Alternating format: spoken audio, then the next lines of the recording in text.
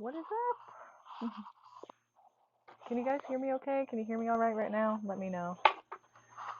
How is it sounding for you? We're going to get started here in just a second. And can you fix that so it doesn't fall over? Because it will. No, but I mean. Okay, good. Sorry. They were knocking it over earlier. Sorry, I have a million cats. I have to make sure everything's good. Okay. So, let's begin.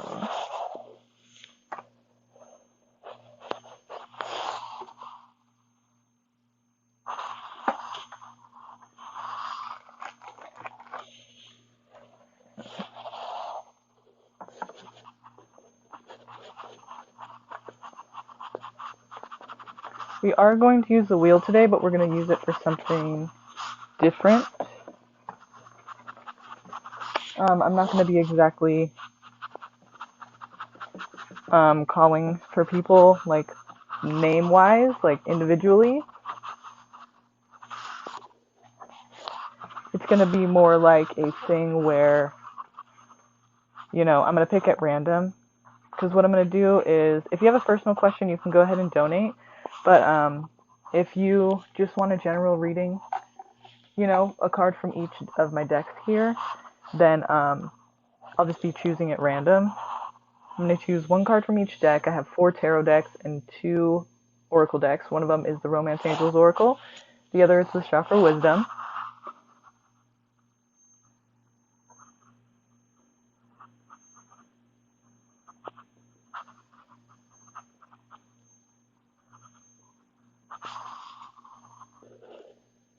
Also, instead of just like picking random, I'll also be using the wheel to pick, and you'll see right now the things that it says.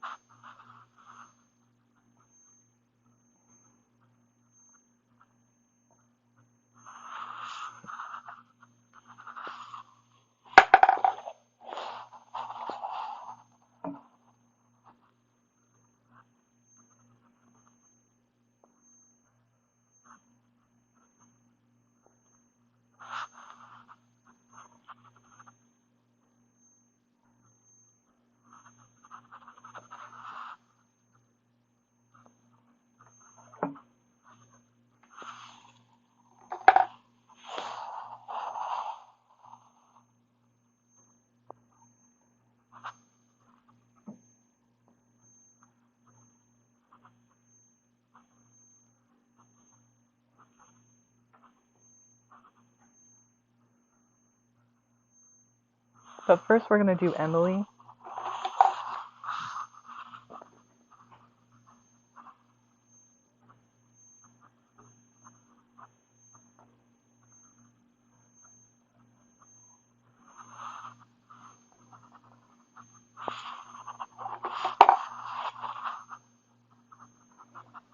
You guys, we have Jenna here tonight for the first time in forever. Yay, I'm so excited. I love Jenna. She's the shiz. And Lynn's been helpful as well. But we just miss Jenna. We do. Okay. Now,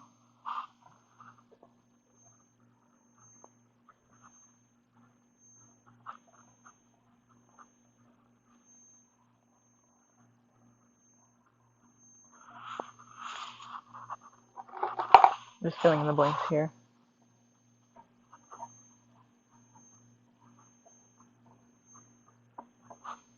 I had a really cool one yesterday. I erased it. So we are not going to be doing, we're not going to be doing the wheel for random name, or, to select a name. We're going to do it, you'll see in a second, I'll show you right now.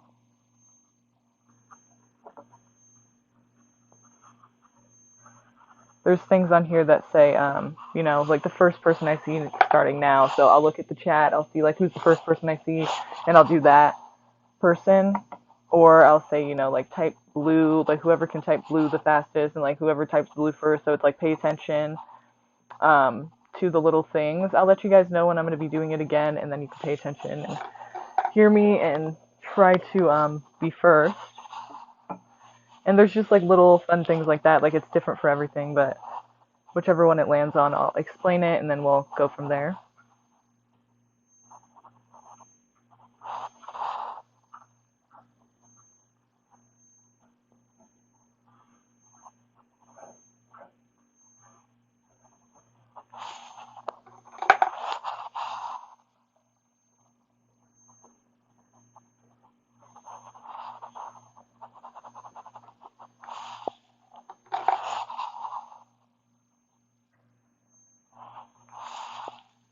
It's like retarded, like some of these things on here, but it's kind of funny too. We're just going to kind of go with it.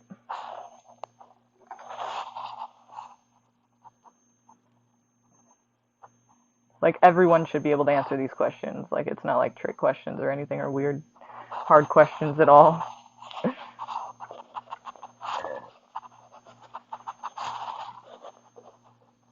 But it's just kind of funny. It's like, are you paying attention?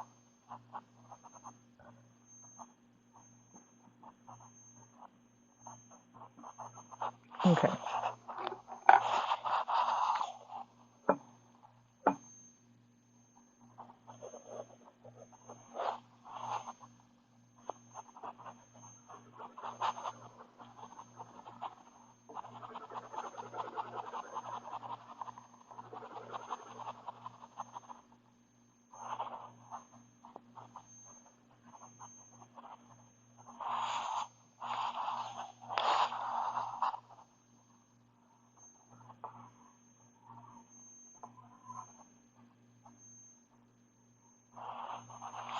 Okay.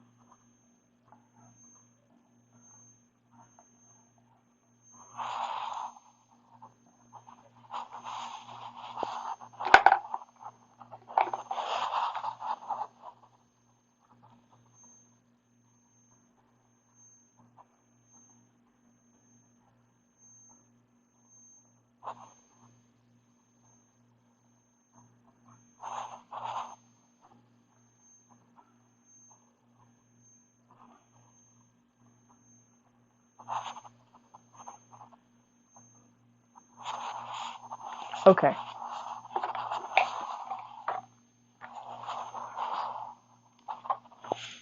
So is Emily here with us right now? Because if she is, I wanted to do her first.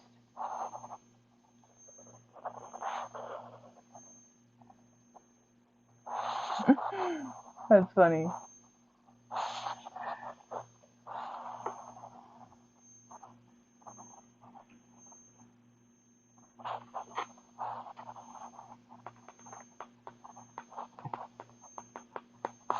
Is Emily still here? Or did she come yet? Or is it like too late? Is she like not trying to do this anymore?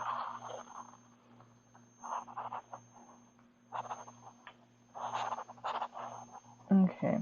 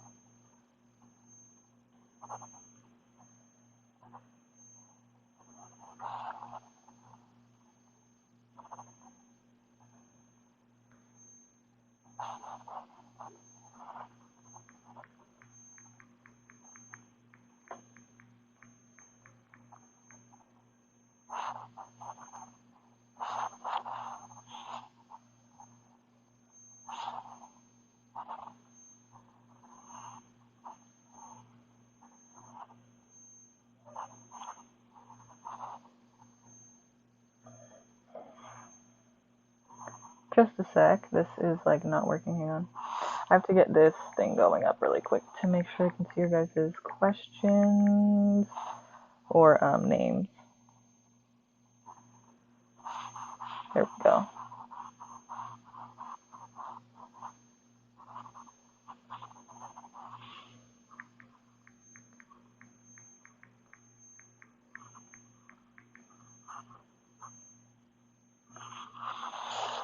Ay, ay, ay. Okay, well, we're just gonna have to do it this way.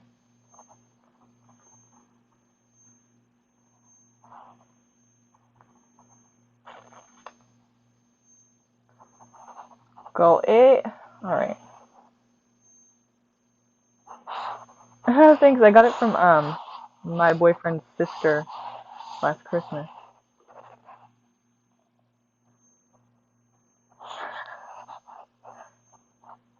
Oh my god, that's funny. Frank Wonder, you are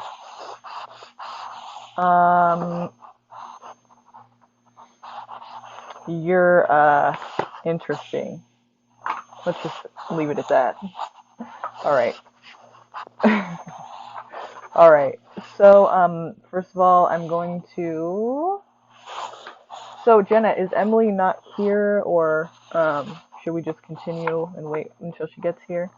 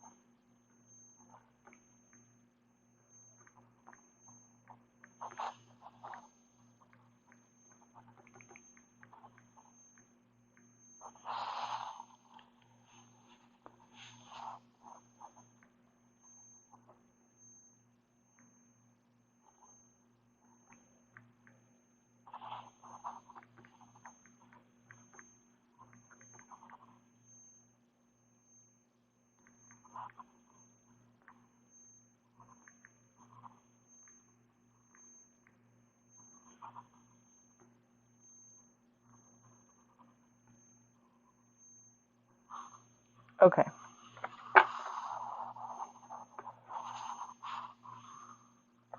Just want a general love reading. Okay.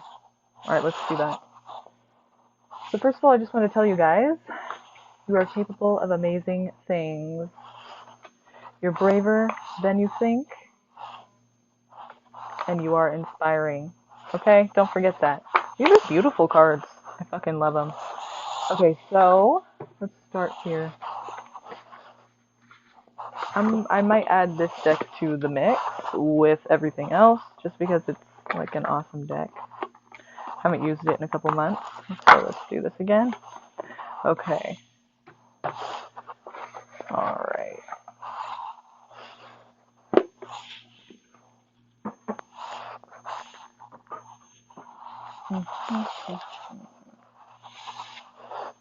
We can tone it down a bit. That's a little crazy. Okay.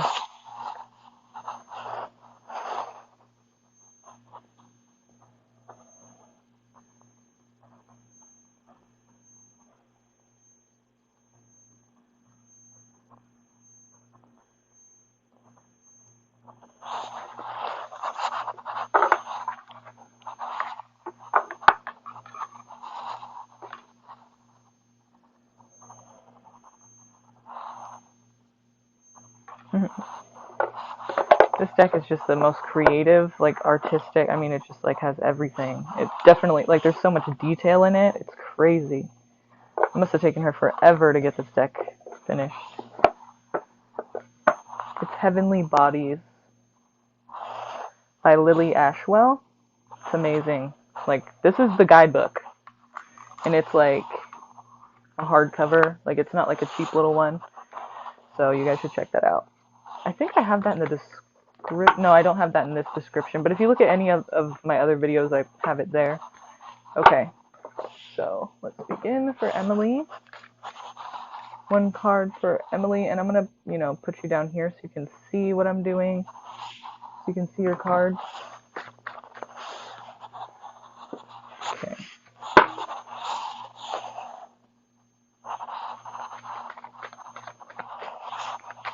Give me the current energies for Emily here so that we can tap into her situation. What is she needing to know regarding love? What is the situation in her love life right now for Emily? She's a Leo. We want to know the situation in her love life. Please give us a few cards here.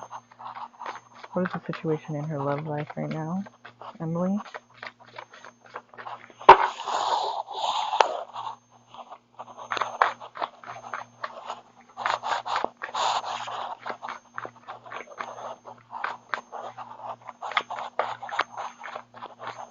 Emily. Okay. Taurus, trust, patience, and sensuality. The North Node, destined to have, and Earth, persistence, patience, and practicality.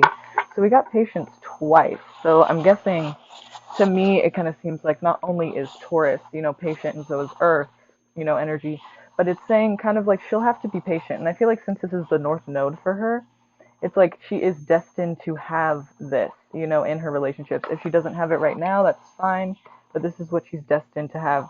It says Taurus, trust, patience, and sensuality.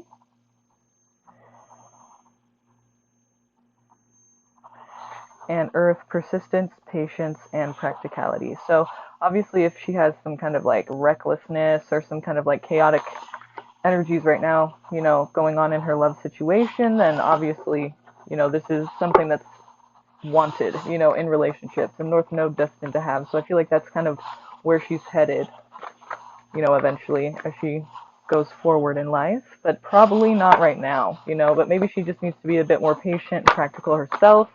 And also expect nothing less but these things. You know what I mean? Like, no one has to be exactly everything on your list, right? No one's going to be that, like, exactly what you want. But, like, you should be trying to have certain, like, if you want certain things, like, and certain deal breakers that people just can't break, because that just won't be, you don't need that in your life. The toxicity, and you can have boundaries that way, So for her, I think she should shoot for people who, are patient, persistent, and trustworthy, obviously, and practical.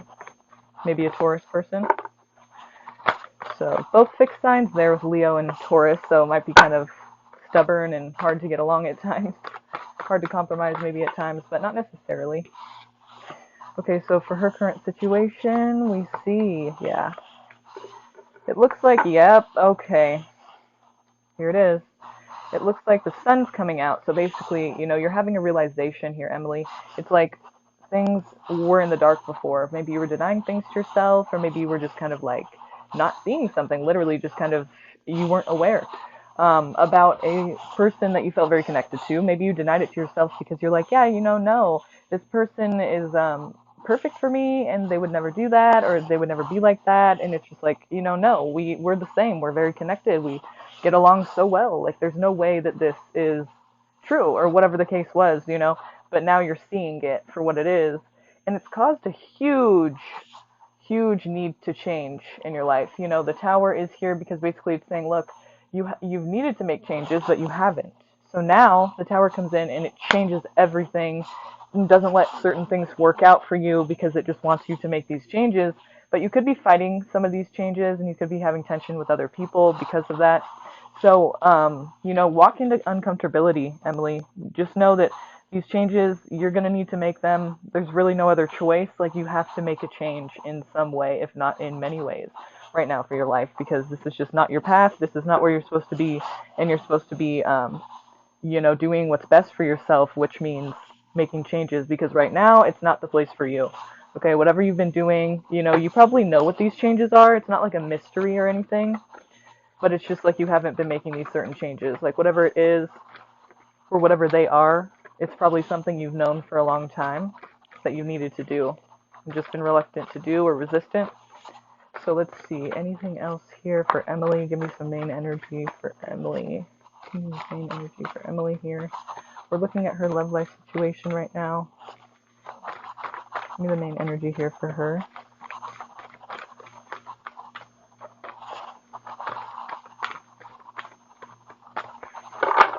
Give me the main energy right now for Emily.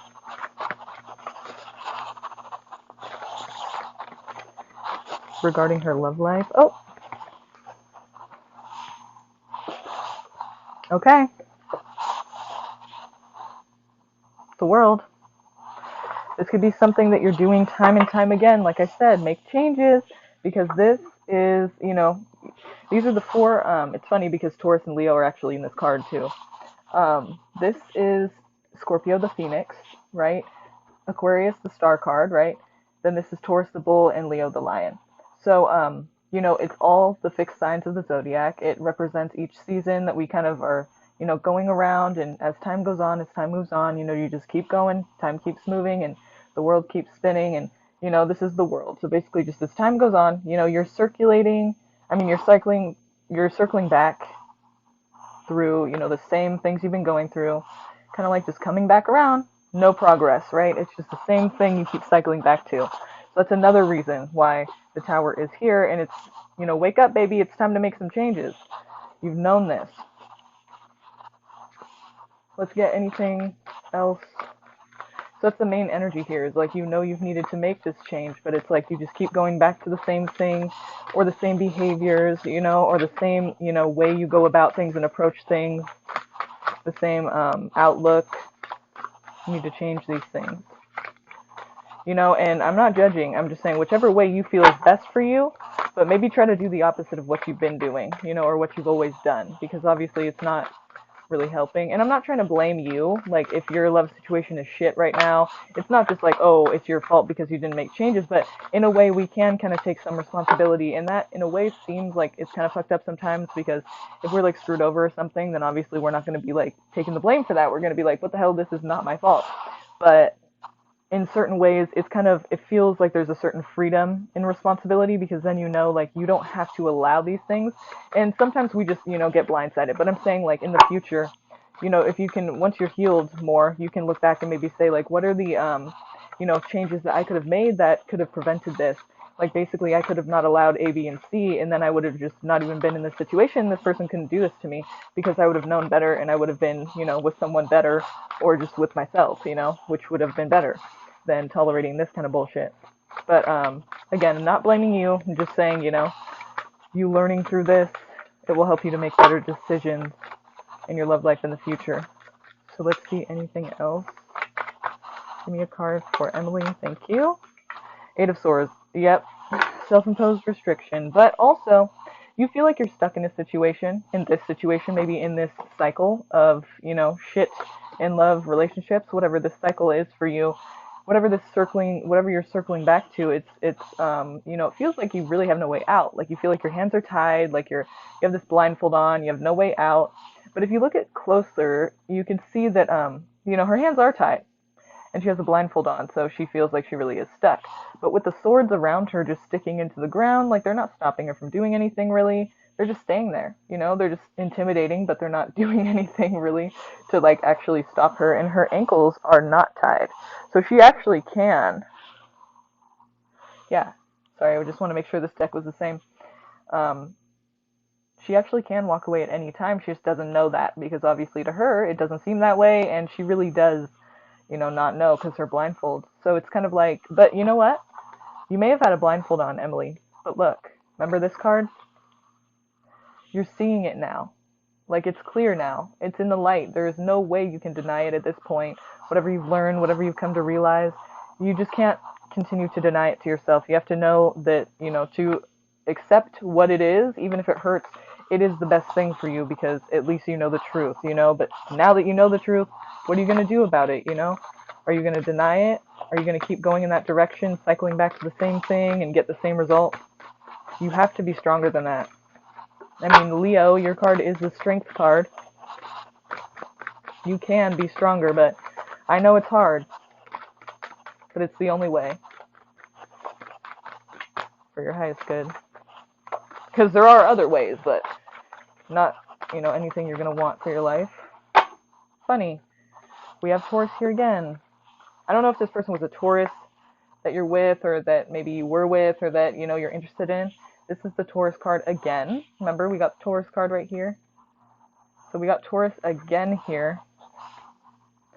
It could also represent a commitment, right? You know, or something that's expected of you. Like maybe it was people just wanted you to be in this relationship, or you thought it made you look better, or like it made you, you know, have more status, or, you know, maybe the other person felt that way, or maybe that's what the relationship was based on. It was like what people expected of you guys, but you never really felt like you truly wanted that, and or the things that kind of went down, how it went down. You know, this is honesty. This is the King of Swords. It's, you know, air energy. Oh yeah, another thing about this card, sorry, really quick. It's the sword. It's, you know, the sword. So basically it's mental. So I don't want to like invalidate you and act like, oh, you know, you're just imagining things, like you're not really stuck. But what this is saying is basically, yeah, it's your reality. So it's very real to you because this is what you think it is. Like you think you're stuck.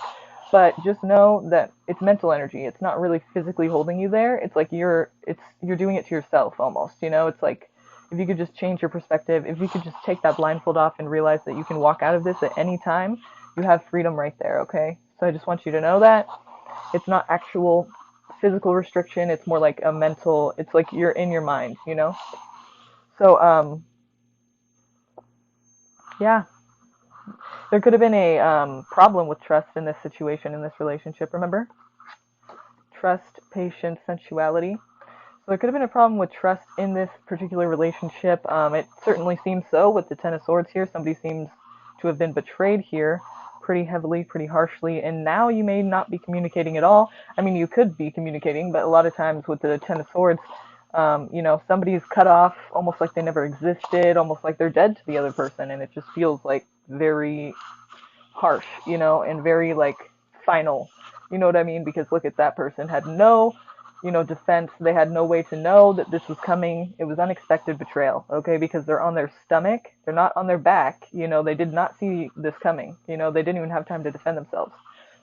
Whoever this motherfucker was, or these 10 motherfuckers, stabbed this person in the back, you know, so they didn't even see it was going to happen. They just snuck up behind them and, you know, bitch move. Anyway, so, yeah, basically, this person was screwed over heavily in this relationship.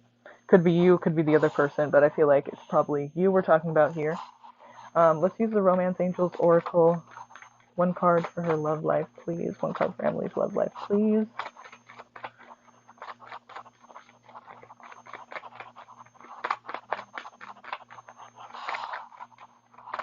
One card for Emily's love life, please.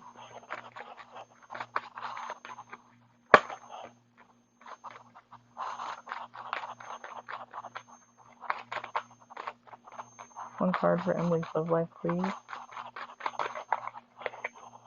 You deserve love. You are lovable, so don't doubt it for a second, Emily. You deserve love. You are lovable. You're not hard to love. This is not you. This is not your fault. This person is just not for you. Which is hard to hear. I get it, okay? I'm not trying to be insensitive, but I'm just saying you deserve love. Don't ever doubt that for a second. This is not something that you did to yourself or that you deserved. It's not you. It's them. You know what I mean? Let's get a message for Emily, please. Let's get a message for Emily, please. Please speak to Emily. And let's connect with her and let's find a way to give her some light here.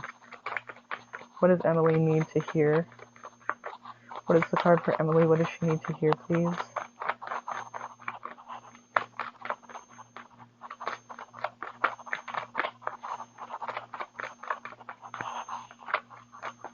Chakra wisdom. What does Emily need to hear, please? A message for her. Gratitude. Okay, this is your card. I just want you to check it out for a second.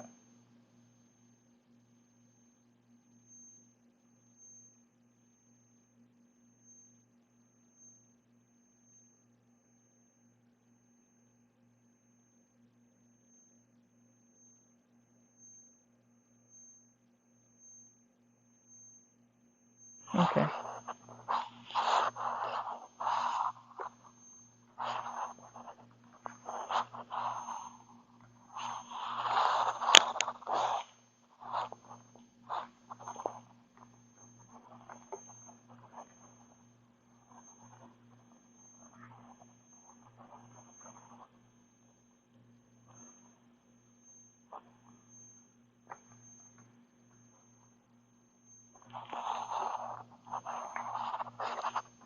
It's a purple chakra. So purple cards at a glance. Gratitude. Lucy from Indigo. You are capable of more than mere mortal conversation. This is a time of enlightened communication, and you will raise the consciousness of others. You are stepping into self-mastery. The gifts you see in others already live within you. Okay.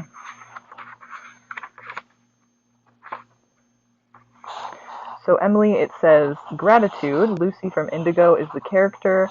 I am so glad you are in my life. The legend. Lucy's best friend writes a letter to Lucy's unborn child. She does this so that one day the child will understand how extraordinary her mother is. Lucy is a friend from Indigo, someone who always supports, never judges, always sees the good side, whatever the circumstances, and uplifts all those around her. In the letter, her gratitude for Lucy shines through. The inspiration says, gratitude raises our vibration to a higher level. If you are unhappy in any relationship, Lucy reminds you that it is always in your power to change it. Remember, make these changes. There is no mystery to being a good person. Good people just do good things. And bad people? Well, I think you can fill in the blank there. Personal inquiry, this is for you to ask yourself, Emily. Who is the person I admire most? Why? How can I live at that level? So we're not talking about like somebody that we want to be with, I mean, it could be, but it's like somebody that we look up to, somebody that we want to be more like because they do these good things, or they're just, this way, certain way, whatever it is.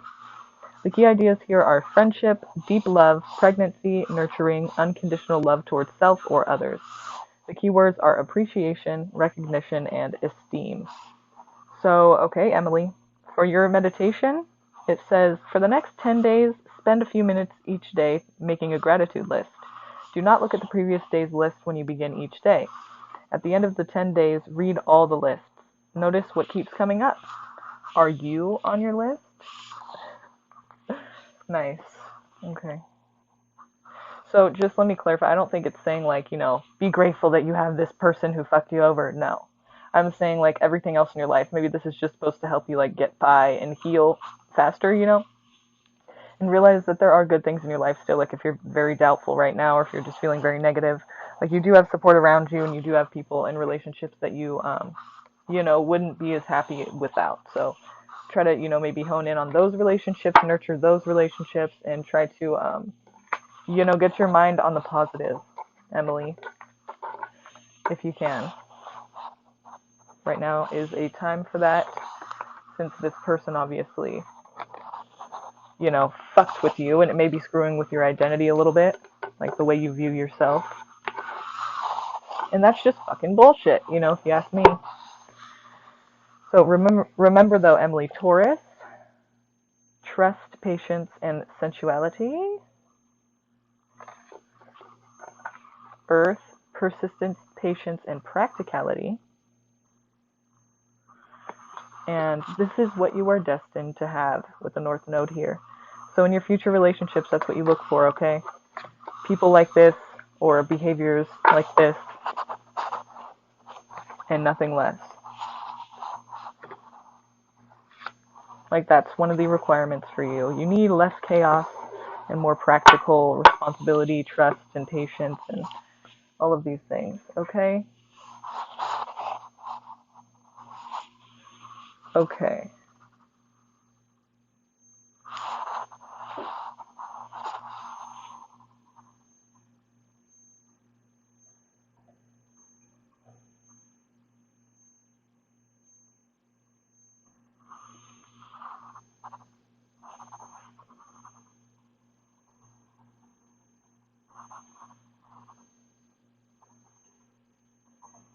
Okay, so I have Lesego, Jamia, or Jemiah. Jamia or Jemiah. Let me know how you say that, so I'm not saying it wrong.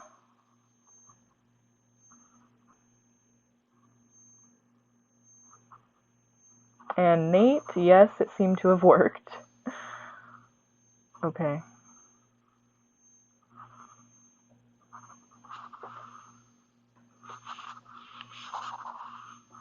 Jamia? Okay. Yeah, no problem, of course, Emma. And Emily. Hi, Maxine. Okay, so what are we on then? We're on,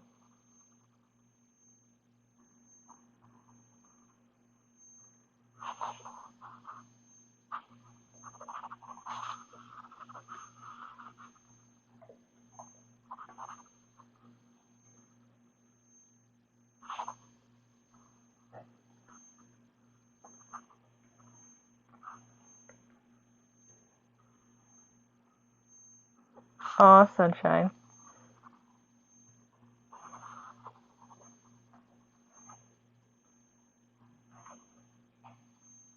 I'm just reading some of the comments.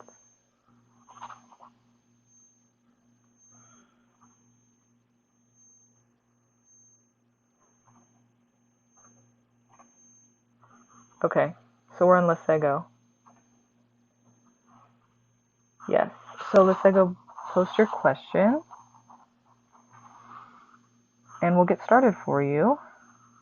Thank you, by the way. Thank you, everyone who donated. It's going to a good cause, so no worries. Thank you.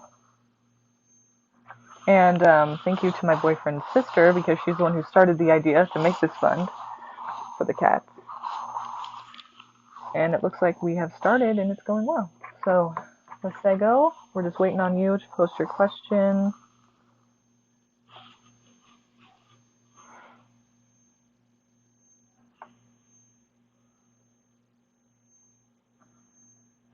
Well, I finally get to move out of this place and into my own place. Okay. Let's see what is happening here for you. And we'll see if anything's standing in the way of that.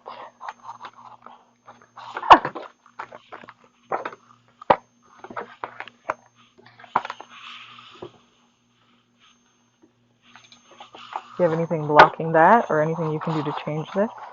Make it happen faster for you?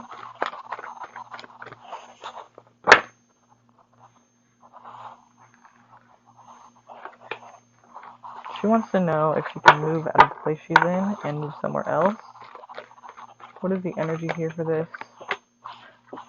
Wow, so you were betrayed or maybe cut off by somebody. Maybe somebody fucked you over with money. But there was an unexpected betrayal here that kind of sets you back, I would say, for sure. That's probably the core of this reading, is that you were set back, or maybe something stood in your way, something blocked you, like because it kind of threw you off and it derailed you from the plan you had before. Ooh. Oh my god, this is like the last reading. That's funny. Oh, and look at the bottom, Leo. Strength. Isn't that weird? Oh, crap. Oh my god, the devil. Okay, interesting. Which is Capricorn. But no, okay, so first of all, the energy underneath is strength. So that's what I want you to remember here, is that you have the strength. You need to remember that. You need to have that endurance and tap into that endurance that you have and actually push through all of this, hardship and all these obstacles that keep popping up. There is something trying to prevent you from doing this, but it doesn't mean like, oh, you're cursed or anything. It's just like, it's probably because the tower, and the tower means you need to make certain changes in your life because you're not going the right way. Whatever, path you're supposed to be on is that you're veering off from that. So this is a little reminder like, hey, you need to make these fucking changes or you're not going to get, the life that you're supposed to have. Basically, like you're going in the wrong way, it's kind of just like a warning. But really, it's more than that because you can't when the tower comes, it's like everything in your life will basically be calling you to redefine your beliefs, not like literally your beliefs, but just like, the way you're approaching life and the way that you feel is best for yourself, like the things you're doing, the way you're acting, the way you're going, the direction you're going in. It's like you need to like transform all of that and change it for, the better. And you feel stuck, right now, like you just, again, Eight of Swords, you just don't feel like there's any other way out. But remember, her ankles are not tied. She can walk away at any time. She's just a little intimidated by the change. It's maybe a little scary. But the Tower's here to say, yeah, nothing's going to work for you until you start to make some changes, okay? So let's see what these changes are talking about, because there's certain changes, of course, that it's talking about. And you probably already know what these changes are. Like, you probably needed to make these changes for a long time. And basically, it's just up to you to kind of like make that happen and actually go and, initiate these changes. Whatever intuitively you've had to change, or maybe it's conscious. Maybe you've been thinking about it and it's not intuitive, but you're just like, yeah, I know I need to change that. I know I need to move in that different direction. I know this or that is not good for me, or I need to like transform and do something different. Let's see what these changes are for Listego. Let me see. What are these changes for Listego that she needs to make? What is the tower here for?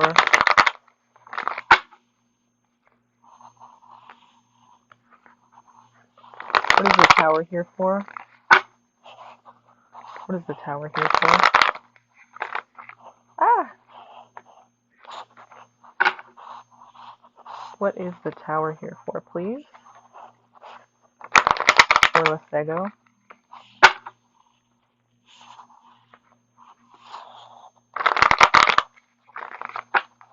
What are these changes here that Listego needs to make to the tower?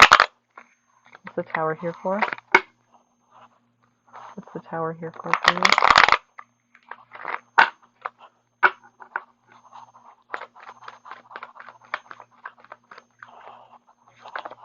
Okay.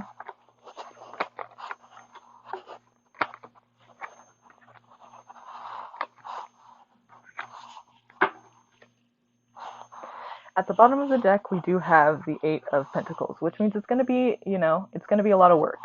But if you go about it the right way, like if you go about it with a good, strong mindset of, like a positive mindset of like, this is going to be for the better, this is something I've needed to do and I'm happy to be making these changes, kind of thing, then it shouldn't be too much of a job to you. It should seem actually like something that you're very passionate about, that it doesn't feel like work. This is like a passionate new project or a hobby. So it's like, if you can look at it in this way, it'll be a lot more satisfying for you instead of feeling like this like burden, this obligation, this like thing you have to do. It's not going to feel like that if you can just like see it that way and actually like embrace it. Here's some changes. You're obviously a caring person, nurturing, whether it's from a distance or, one-on-one close to people around you. Either you're helping by like talking to people over the phone, your friends or, relatives, whoever, or you're like with people, like at this moment, just like talking to them and helping them out, lending them a hand, whatever it is, it's just very caring, nurturing energy, just very protective even. It kind of reminds me of like a Cancer, but it's water, so Cancer, Scorpio, or Pisces would go. But I feel like you've been kind of left out. Like you've gotten the short end of the stick a lot. You've been this very caring and helpful person, but have you gotten that in return? No, you're feeling like you're not getting that in return.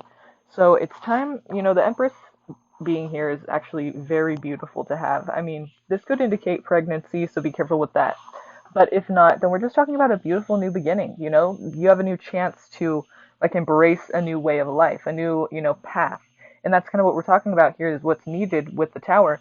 So, but here with the Seven of Swords, I feel like you're kind of running away from that. You're sneaking away from that. You're trying to just like go the shortcut route or, not have to do this hard work, but it's like, and you're kind of just running away. You're kind of like trying to sneak away from yourself. But really, you can't go around it. You can't go over it. You have to go through it, right?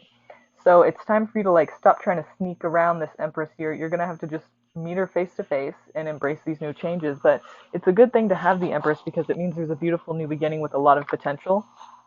It's going to be a lot of work, but you can do it. If you could see it that way too, remember the Strength card as well. You have the endurance to push through. You just need to remember that. You just need to remind yourself of that. So let's continue here. So also having boundaries too, like when you're being that caring person, you're expecting it in return and it's not coming. So it's like you have to like either decide who deserves it really or not, or change your perspective on why you're even helping people at all. Because if you're expecting it in return, then it's not really helping. It's kind of like just expecting, like doing so that you get it back. And that's not exactly the same thing as the King of Cups really represents, So I'm not saying you're that person, but if it is that way at all, then, that's why that's not working out. That's why you're not getting it in return, because people aren't seeing it the same way you are, and you're not asking for it, back. But either way, if you're not that person, and you're just a caring person, you notice that you're getting the short end of the stick a lot, you do have to have boundaries. You do have to pick, who actually deserves that help from you, because it's not everybody,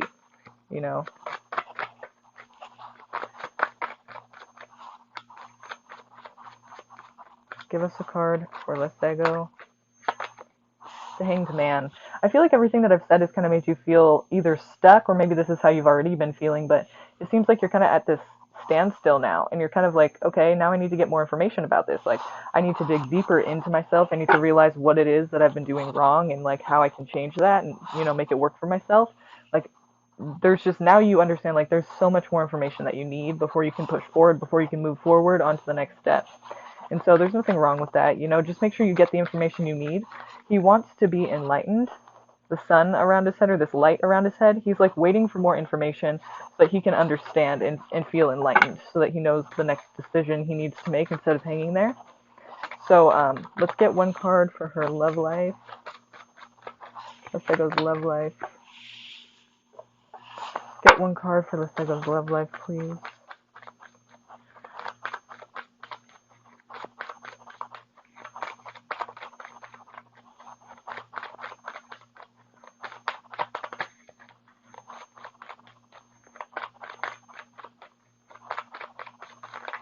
So I feel like the reason too, your original question about moving, it's probably been this way because you haven't made certain changes. And I hate to say that because it's kind of like, okay, that's redundant, but I feel like that's why the tower's here because it's kind of going, you can't progress, through anything without making these changes. And that's what you need to realize right now. And that's why the tower's here, trying to make it so that nothing works out for you the way you want it to until you make those changes, until you do that for yourself.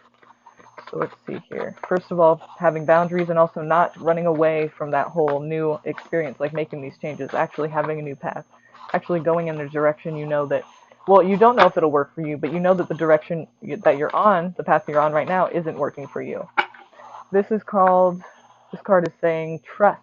This situation is calling for you to have faith.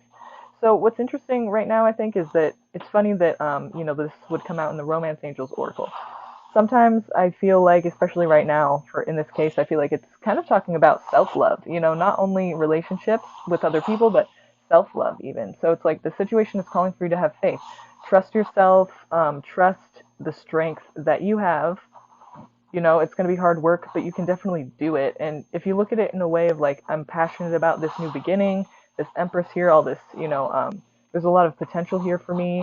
You do have to do things differently, even if it's like save up, organize, get certain people out of your life, have different habits in your life, healthier habits. I mean, there's certain things that you just need to change in order to make this happen for yourself. And until you do that, it seems like you're not going to see much progress. So you do have to realize what are these things that I need to change in my life that will be better for me and actually help me to move toward the direction I'm trying to go. Because the way you're going right now, it's obviously not really working in your favor. Oh. Okay. Now let's get a chakra wisdom for her.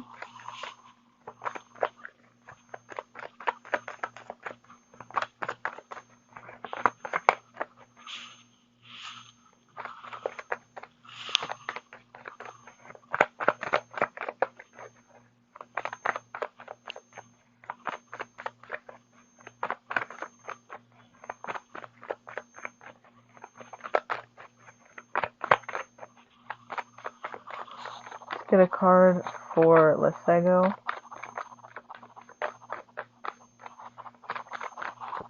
What is her message? Renewal. See? Renewal. See, this reminds me of the Empress too. Doesn't it remind you of the Empress? And it's renewal. Like, this is a new way. And what's cool too is that this Ten of Swords in the beginning, it kind of is just almost saying like, okay, here you go. Like, you're getting, everything has to change now because you're dead. But right in this card, you're basically like, game over. Now, if you're gonna have a new life, it's gonna be different, right? You can't go back to what is dead. It's like it can never be the same again because it's gone. So it's kind of like you should thank that person, whoever did that, because really it kind of just led you in this direction of embracing a new you, which is exactly what you need, and it's awesome, and you have a chance to actually make things better for yourself. So thanks, guy or girl, whoever that was about, whoever did that to you, whoever caused this in your life. So red cards at a glance. Renewal is geranium, and it says you are being offered a chance to awaken to a new life. Yep. You may need to deepen your roots and anchor yourself by taking stock of what you would like to create. This is a time to start again and grow a strong foundation. Okay, beautiful. Yep, that Empress there. So geranium, it says, this is another beginning. The legend says, geranium's leaves shrivel and are stolen by the wind. She is pried from her pot and is deeply saddened when she is thrown away. But when she awakens, she is blooming once again.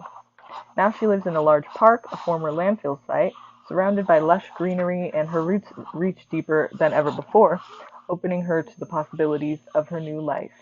Yay! Okay, so that, like I said, this is kind of like, thanks, guy, because now you're on this path that is like way better for you. It has a lot more opportunities, like you're on the right track now. And you just needed this wake-up call, I guess, apparently. Inspiration. What appears to be an end may not be one after all. This may turn into a remarkable opportunity, yes. Trust that whatever is coming is better than what you have known to this point. I love it. Trust that whatever is coming is better than what you have known to this point. Remember? This situation is calling for you to have faith.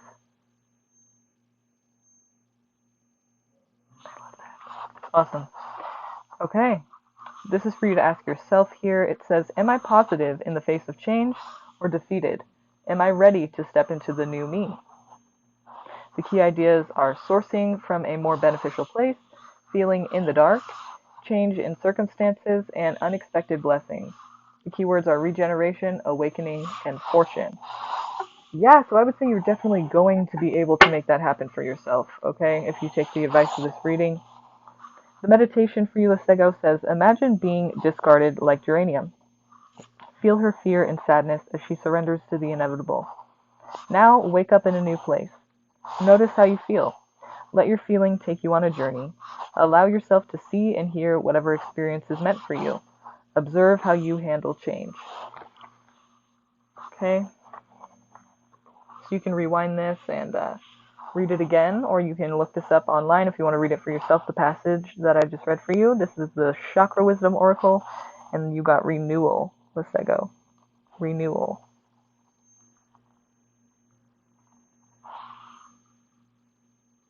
Love it. Okay.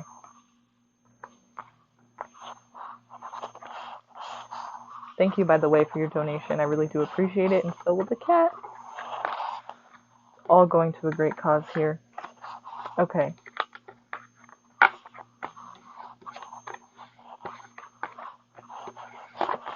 Okay, so let's see.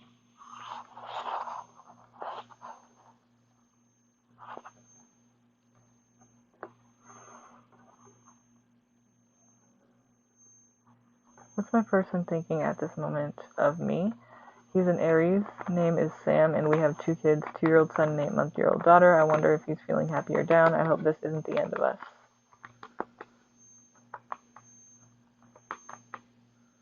Okay.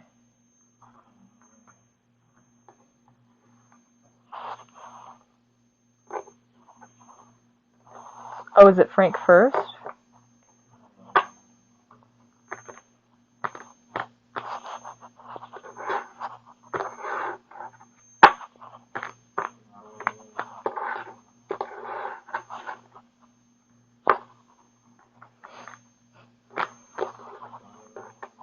Oh yeah, no,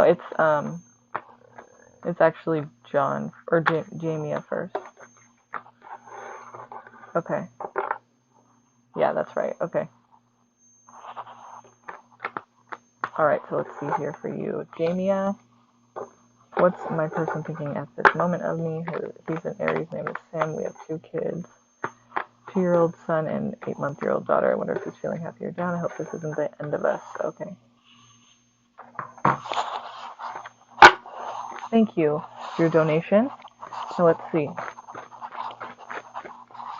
What is the current energy? What is this person? What is her person thinking of her? He's an Aries. His name is Sam. You want to know what Sam is thinking of Jamia?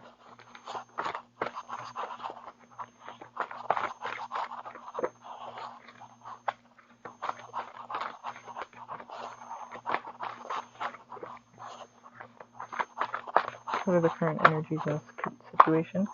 Okay, so 4 swords, which means there is a temporary rest period or a moment of distance, a break possibly. The cool thing though about the 4 swords is that it's not an ending. We don't see the death card here. We don't see the 10 of swords here. We see the 4 of swords, which means this is just a temporary rest period, which could involve, you know, the getting back together eventually. It doesn't have to, you know, it could be the ending as well later on, but right now at least what we know is that it's not over yet, you know. It's just a break right now though, for sure.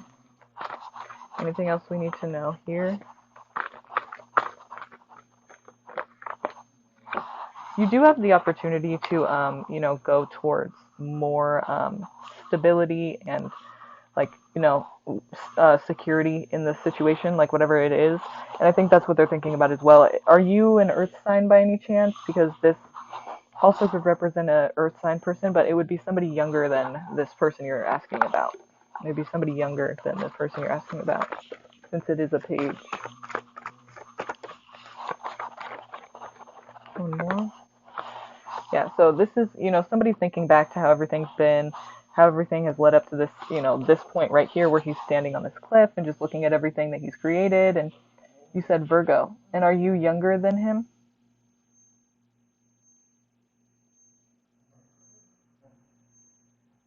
Older than him. Okay. So this wouldn't be talking about you then, which is, you know, a bummer. But I was like, damn, that resonates perfect. But okay, it's fine. This is basically just talking about the security of the relationship. Like, you guys are probably going to have to start over from, you know, ground one. Like, you're going to have to, like, go back to the drawing board. This is the beginning stages of this kind of energy. So since it's a page, it's like a early stages. So it's like you probably have to, like, redo things and start new and start fresh and start from the ground up to make this work, because I think he's thinking about how everything has been and how maybe the security or the money situation, possibly whatever you know the security means for you. That could mean, like, you know, the place you live, the stability of the relationship in general. But it just has not been a stable situation that you guys are both comfortable with. And I feel like this is going to be a new chance for you to do that. Like, this is the early stages of some way to do that, but something different, obviously, because it's the early stages of it. Okay. Excuse me. So it's like his mind's focused on that, and he's just thinking back to all the times you guys have had, and just like how everything has come to this point. So what else is he thinking here and feeling about her personally? Okay, yeah. He's disappointed, seeing the negative. You know, you can see that he's laser focused on these negative, you know, on these cards that are spilled over. He's not even seeing, like, it's not even, he doesn't even see, like, that these cards, right, or that these cups right here, these two are still standing. And basically meaning there's still a chance here to, you know, find fulfillment, or, you know, the only caution is, like, if he keeps doing the same thing over and over, he's going to get the same result, which is the cups being knocked over eventually. If he wants to take the next 2 cups, and if he ever does see them, because he's kind of just he's seeing the negative right now. He's not seeing the positive. So if he wants to take these 2 cups and go across this bridge and to this castle here, he can actually find something new that will work for him and you. So hopefully he, you know, does that. Hopefully he realizes that there's still good in the situation.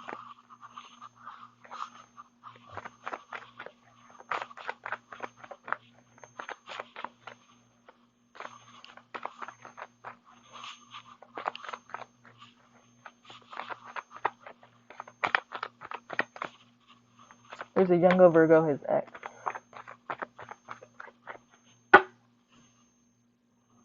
Yeah, I kind of did feel like it was a person, so let's look at that too.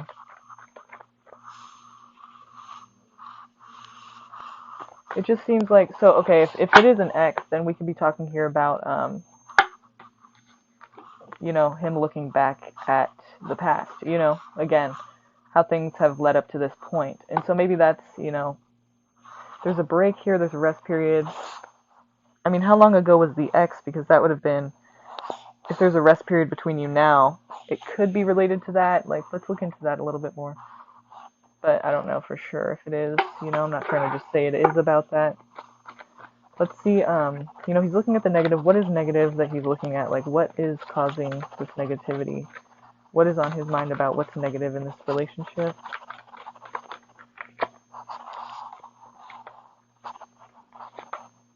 Okay. So, at the bottom of the deck, we do have Aries himself energy. And, it's like he wants to take authority over his own life. He's kind of tired of the situation the way it's been. He wants something exciting and new, which is kind of irresponsible anyway.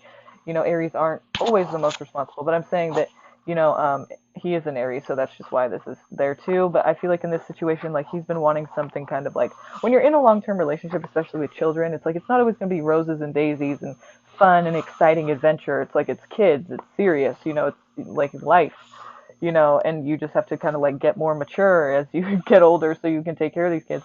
It's not always going to be fun, and so it's kind of, that's why I say it's kind of like immature. It's kind of like, it's just kind of an energy that's, you're like, I'm sure you're feeling the same. Like, yeah, I'd like excitement too, but it's just, I mean, I can't really just do all that. So it's just kind of like a bit like, thinking of what but I guess it's kind of natural to feel like that, and with the guys feeling like, they're not the one who had the kids, so maybe it's just not the same for them. They kind of like want it more and feel like they need to go and do something exciting before they lose their fucking mind.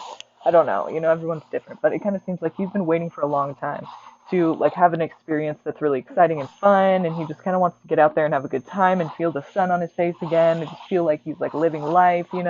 Maybe this is like midlife crisis status energy here. But basically, he's just kind of like wanting fun right now, and so maybe that's why he's kind of disappointed, because he's just kind of like looking at his life in a negative way. But it's not really like anything that's out of the, or it's not, doesn't seem like anything that not like, seems like everyone kind of goes through that stage.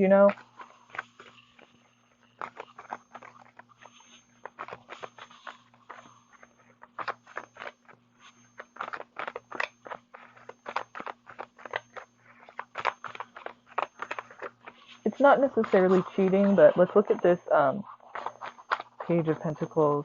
Well, actually, we'll use the Romance Angels to look at this. Is there anything we need to know about where he's gone tonight, or what he's trying to do, like why he left and what he plans to do? If the Fool is here, because it's something he's taking action on. Okay, Ace of Swords. Knight of Pentacles.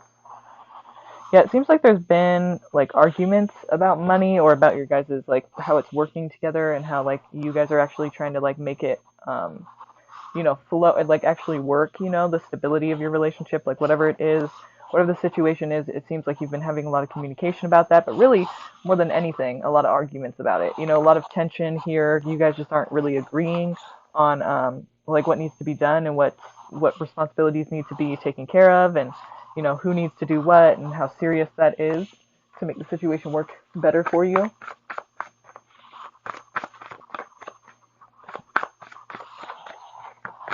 What is the energy here? Anything we need to know, please?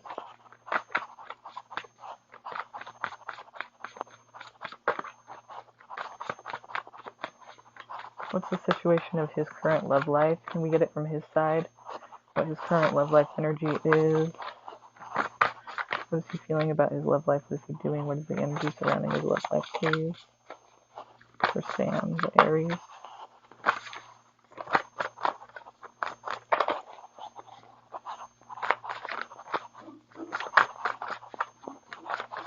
For Sam, the Aries.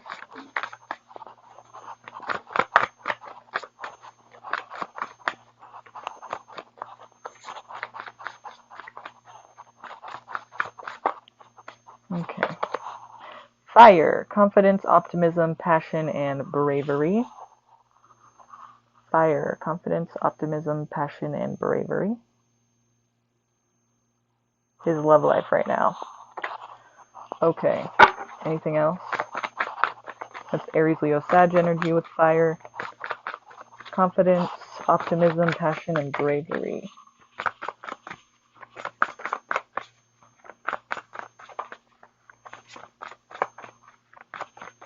No, I totally feel what you mean. That's what I was saying, kind of like about how like the woman's having the kid and she's like seeing everything that needs to be done. Like it's not always that way. I mean, some women, aren't the responsible one. Sometimes it is the dad, but the man is the more responsible one. But like a lot of times it's like you see that happening a lot. Like the guy's feeling like he just needs to get out and have a good time, and the woman's like, I need help, and like she just isn't obviously as interesting anymore apparently.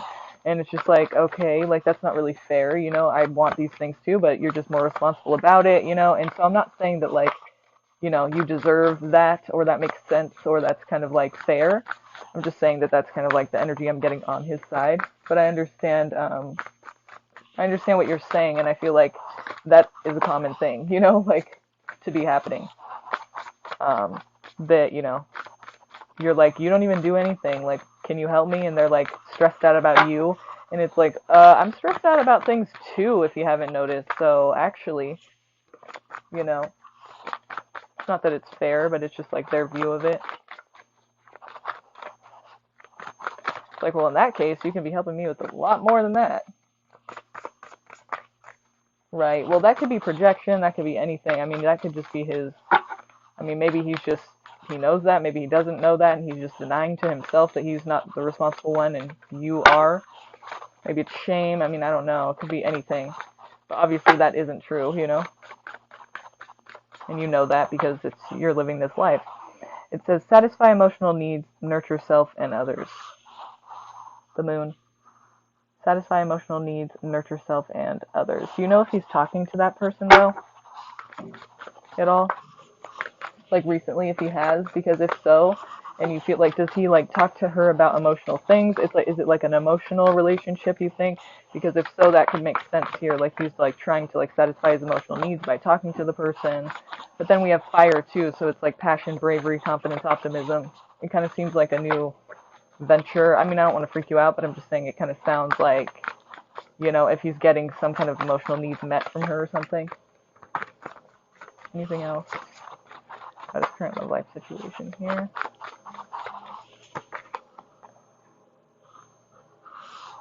Pluto, transform.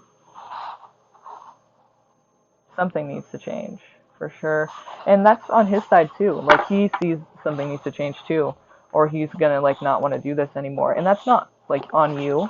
It's just that like hopefully he'll be able to take responsibility for his emotions and his thoughts regarding the situation. He'll be able to do something about that because it's not all on you, you know. But something does need to change probably on both sides of this situation in order for you guys to both feel fulfilled in this situation and make it work. What is the love life situation with Sam? What's Sam doing in his love life situation? Children. Your love life is being affected by children, of course. That's true for you guys. So we're looking at Sam's love life. Anything we need to know? What is going on in the situation?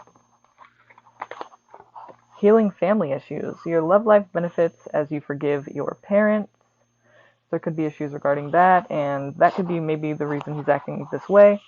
You know, I don't know how the relationship his parents had are or was, or if you know, his relationship to them is any better. That could be a reason that he feels like this is kind of like the right thing or what's fair for him. I'm going to be looking into that, okay? Past life relationship, you've known this person before, so, you know, we were thinking about that Virgo. It is safe for you to love, open your heart to give and receive the highest energy of all. So it kind of seems like he's opening up to someone or something that he's known before. So, I mean, it kind of does seem like there is maybe talk with her, but let's see anything else. One more here.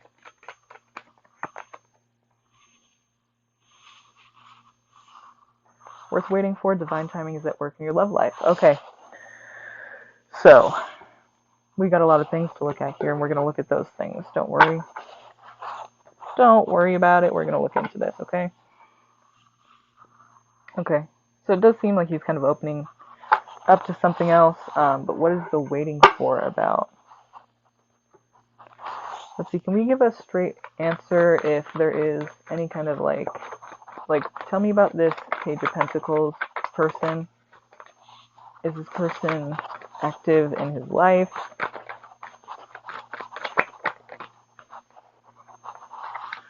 Okay, that's not good. Okay, yeah. Shit. Well, I mean, you said you're Virgo too, though. But we got the Virgo card. Okay, wow. Well, thank you, because this is pretty clear now. First of all, asking if the person's active in his life. that's obviously somebody offering somebody some kind of connection emotionally. So this is the Virgo card. So he's kind of in that direction, and Virgo is in their direction as well. Also, this is like, but I do see that as Virgo, just in this case. But that could be like they need to like look into themselves first. Obviously, they're not making right decisions. They're doing things, kind of selfishly, I guess you could say. It's like they're thinking of what they want and what's fun for them, or what they feel is exciting, or what they need right now. And I think it's because they're feeling stuck, obviously trapped in a certain situation, or smothered, or like they have like their hands are tied. They can't get what they want out of it or what they need out of it, but also that they have no other choice. But the thing is, like, it's not really no other choice with the way that this person's acting, because this would be like my hands are tied, I can't escape. But really, they are escaping that, so it's not really, it could even be talking about you, like feeling like your hands are tied, like you have no other choice, you don't really know exactly what to do or how to approach it. But the Two of Pentacles, so one thing is just as important as the other, and I'm not really sure which one I want to go with. One thing you're going to have to sacrifice for the other. And it's like, which one am I going to choose? I mean, I just don't, the decision has not been made yet, but this is, I would say, regarding, some kind of like emotional situation. I mean, there's potential here for love with you or with her. I think it's, safe to say that there's probably involvement there with that person, but let's see what you can do about this.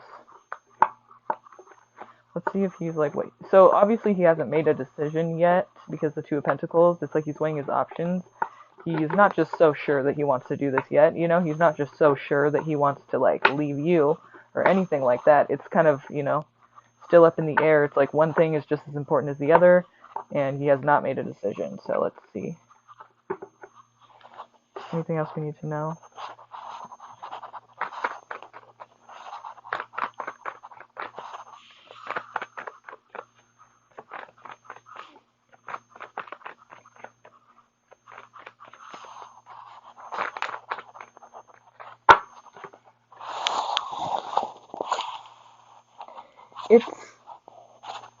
It's likely there's going to be some tension here, or some arguments, about the situation here. So I think that's kind of obvious. That's the Aquarius card as well. If there's an Aquarius involved in any type of way, I would feel like too with the Five of Wands, there's like more than one person involved that are arguing about this. It's not just you and him. It could be his family, your friends, his friends, like whoever is involved in your guys' lives most would probably be a part of this. They're not happy with a certain situation, about what one or both of you are doing. And it's probably because this Knight of Wands here is kind of like the person who's not very committed to a situation. Like they're not very, it's not commitment. It's, I'm coming in with passion. This is fire too, as Wands. So confidence, optimism, passion, and bravery.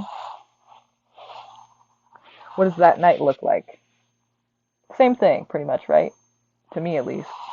And so, and it's really affecting the stability of your guys' entire situation, but you still have opportunities to, like, turn this around and make it more stable.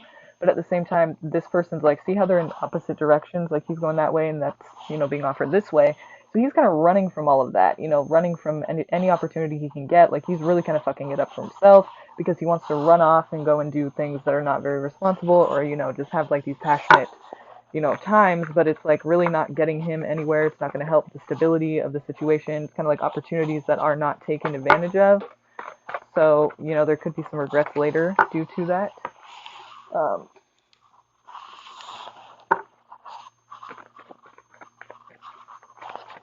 I saw the King of Cups, the Page of Swords, or I'm sorry, King of Cups, the Queen of Swords, and the Five of Pentacles, which kind of tells me that, like, the caring, nurturing side of the person who, like, needs to take responsibility for his actions, he's going to be, like, you're kind of going to be hanging there waiting for that kind of responsibility to be taken, and it can feel like you're neglected at this time. You can feel kind of, like, left in the dust, or, like, left out, abandoned, left to do things on your own, before it was, like, you guys as a team.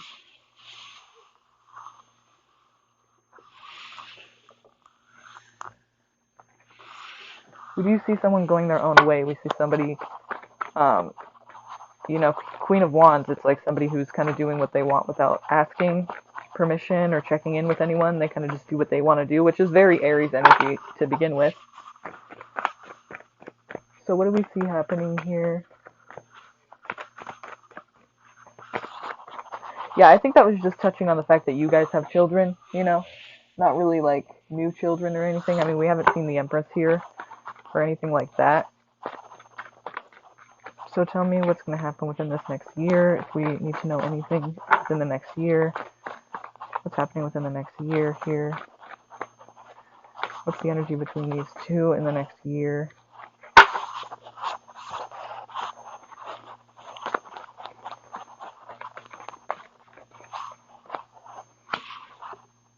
But, you know, originally the Emperor card, it is Aries, but it's not necessarily saying like just the reckless side. I mean, it's upright. I only do uprights anyway, but basically here, you know, the Emperor does mean he has a whole empire of people that he's watching over and making sure they're healthy, they have the medicine they need, they have the food, they have the water they need, they have the shelter they need. You know, he's very has it's a huge responsibility.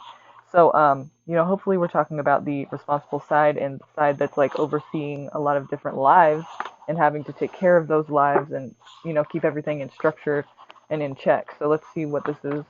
This is the energy between you within the next year regarding the situation between Sam and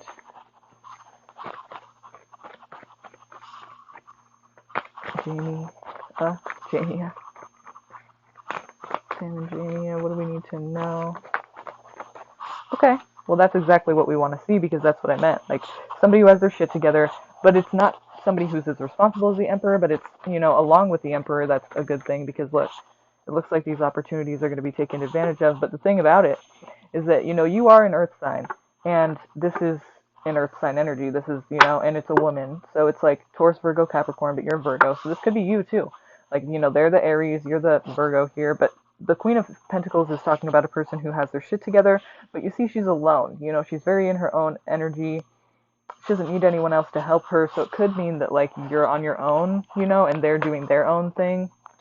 But let's see what else we can see here.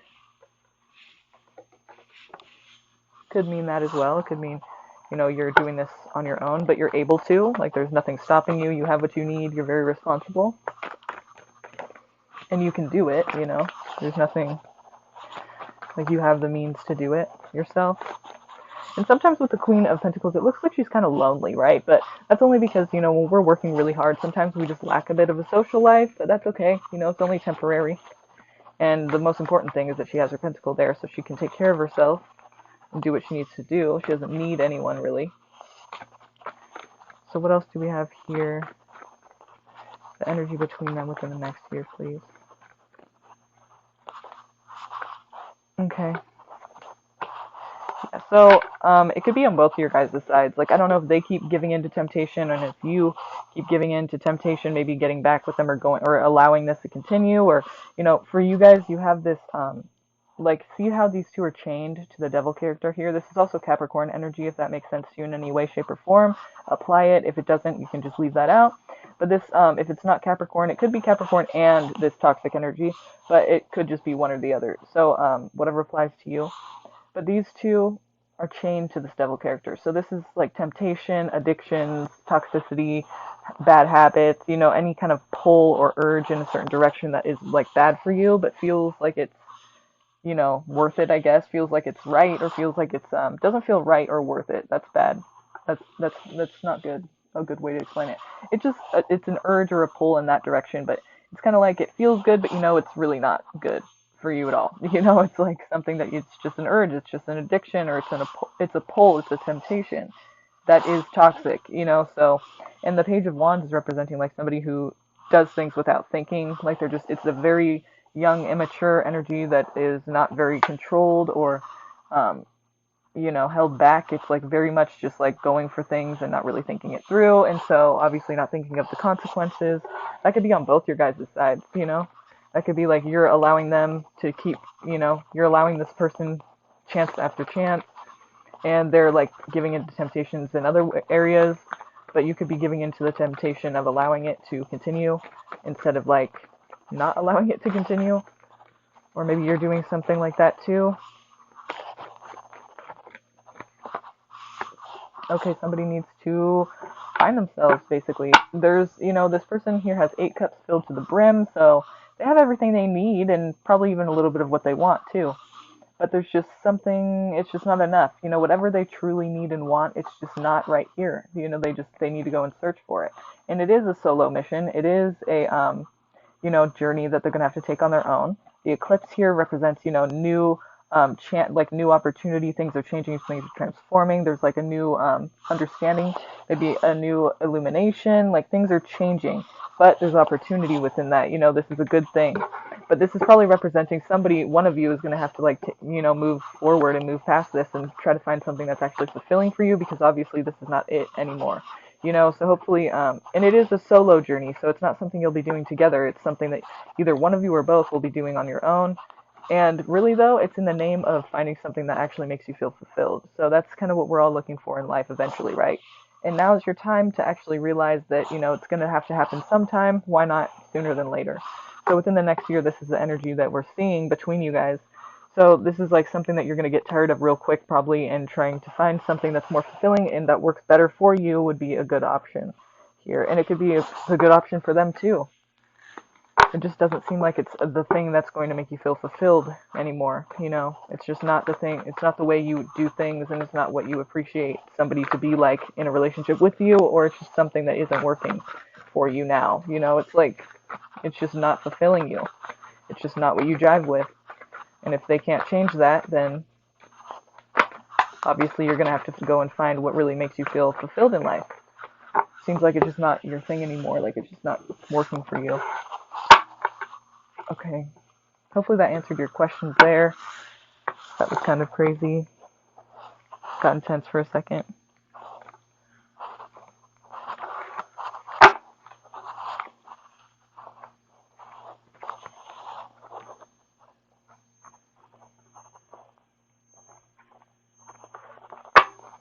Okay. Remember too, Pluto, transform. Things gotta change. And if they don't, well, then you're not going to feel fulfilled, and you're going to probably feel like, okay, I have to go and find what actually is the thing for me to live in. The environment, the people I'm around, and my goals, what I'm living for, how I'm doing that, how I'm trying to get to that point of what I'm trying to eventually get to. Am I living that every day, or am I giving myself a chance to get to that point?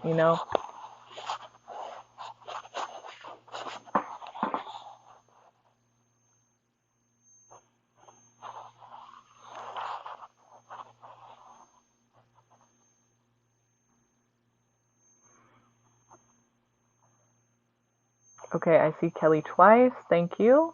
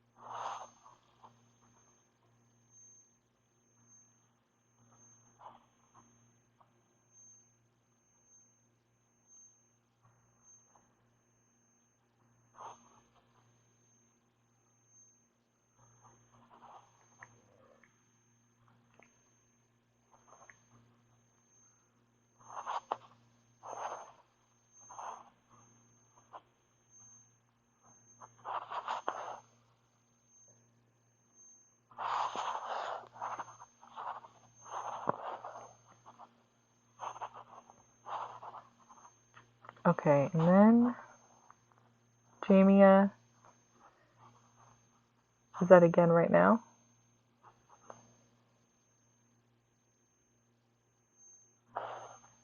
Okay.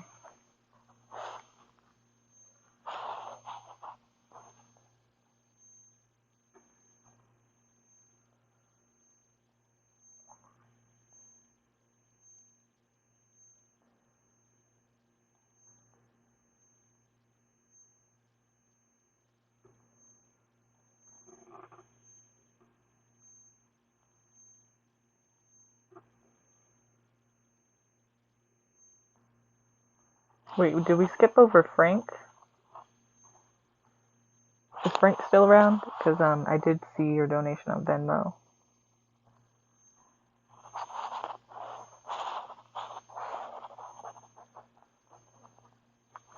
So I do want to make sure to get that first before I continue to the next ones.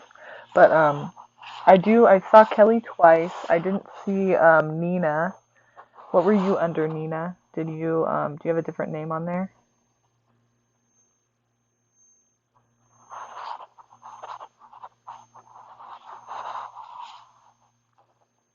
What did you donate through, by the way? Let me know what it should be under, what name, and through what platform, because I'll check on that for you.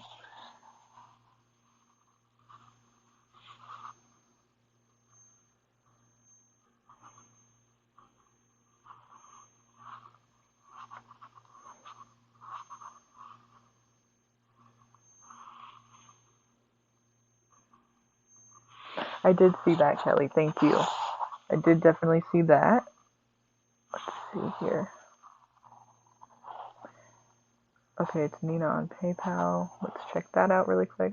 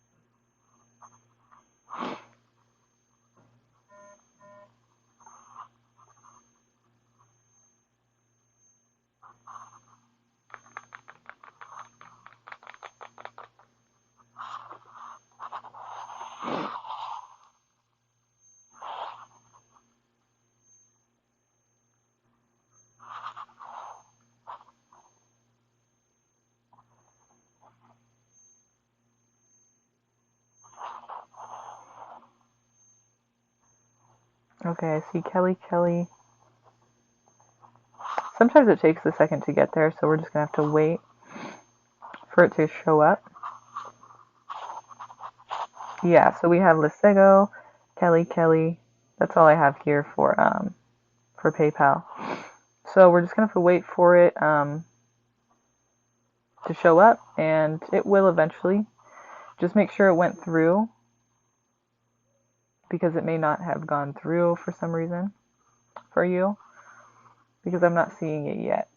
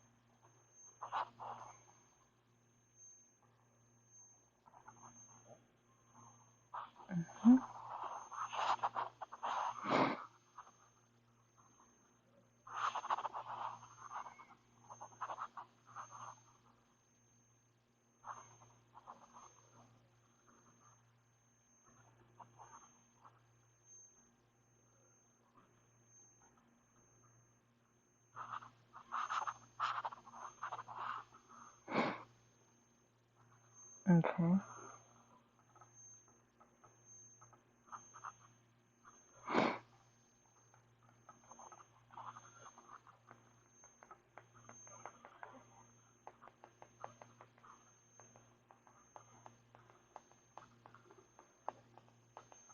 Okay, so I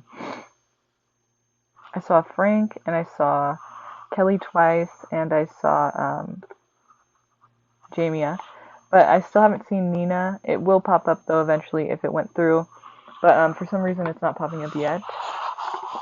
So I'm sorry about that. And if you feel like that's like if you feel like no, it definitely went through, then you can just like cancel it and try to send it through again if you need to, because I'm not seeing it right now. So let's see. Frank isn't here apparently. I'll have to refund him.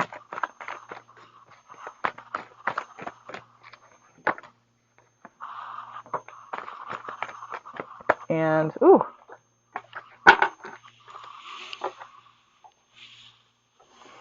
Okay, so Jamie, I would say that honestly, like, there is this sneakiness going on, kind of like not really like being forthcoming about things, but I think, with the Ten of Cups and the Ace of Cups, like, there still is love there. It's just that, like, for whatever reason, like I said, like, he has to make certain changes. Like, he can't just be in this energy forever because it's kind of immature anyway, but it's like, if he really feels like he needs to do that and escape this whole, like, serious, like, family situation, like, that's what he's gonna do. But the thing is, like, I feel like maybe he won't. I mean, just because with the Ace of Cups and the Ten of Cups, it's kind of like happiness altogether, and there's this Ace of Cups too. So it's like, I mean, I know that he knows that like that's where the love's at. It's just that like these stupid little mistakes are gonna cost him if he doesn't like stop doing that like right now, but or like soon. But let's see if he is what he's feeling about you. So I would say like he's being sneaky and it's really just dumb. Because he knows where the security and the stability and the love is at, but he's just doing this stupid, I don't know if it's because he thinks he can, or what, because there's a heavy burden that goes into offering this to somebody. Remember we got this from, that was them towards the Virgo or whatever, right? So it's like, this is a burden on them. It's like they're going to have to carry a lot of weight on their shoulders. It's not comfortable. And it just adds more stress to his life. So it's not something that he's probably going to want to be in for too much longer, like unless he's comfortable with like heavy burdens, which who is, you have to like make a change when you're not comfortable with things. So hopefully he's able to do that. Hopefully he sees it that way, but I feel like that's what he's going to feel about it. So it's like, I mean, I don't know how long he's going to want to really be in that energy. It doesn't mean necessarily that he'll be going back to you but along with the Ace of Cups and the Ten of Cups, I feel like that's obviously the place he feels most comfortable. So I'm hoping that that's what he does, but let's see. What does he feel currently about Jamia?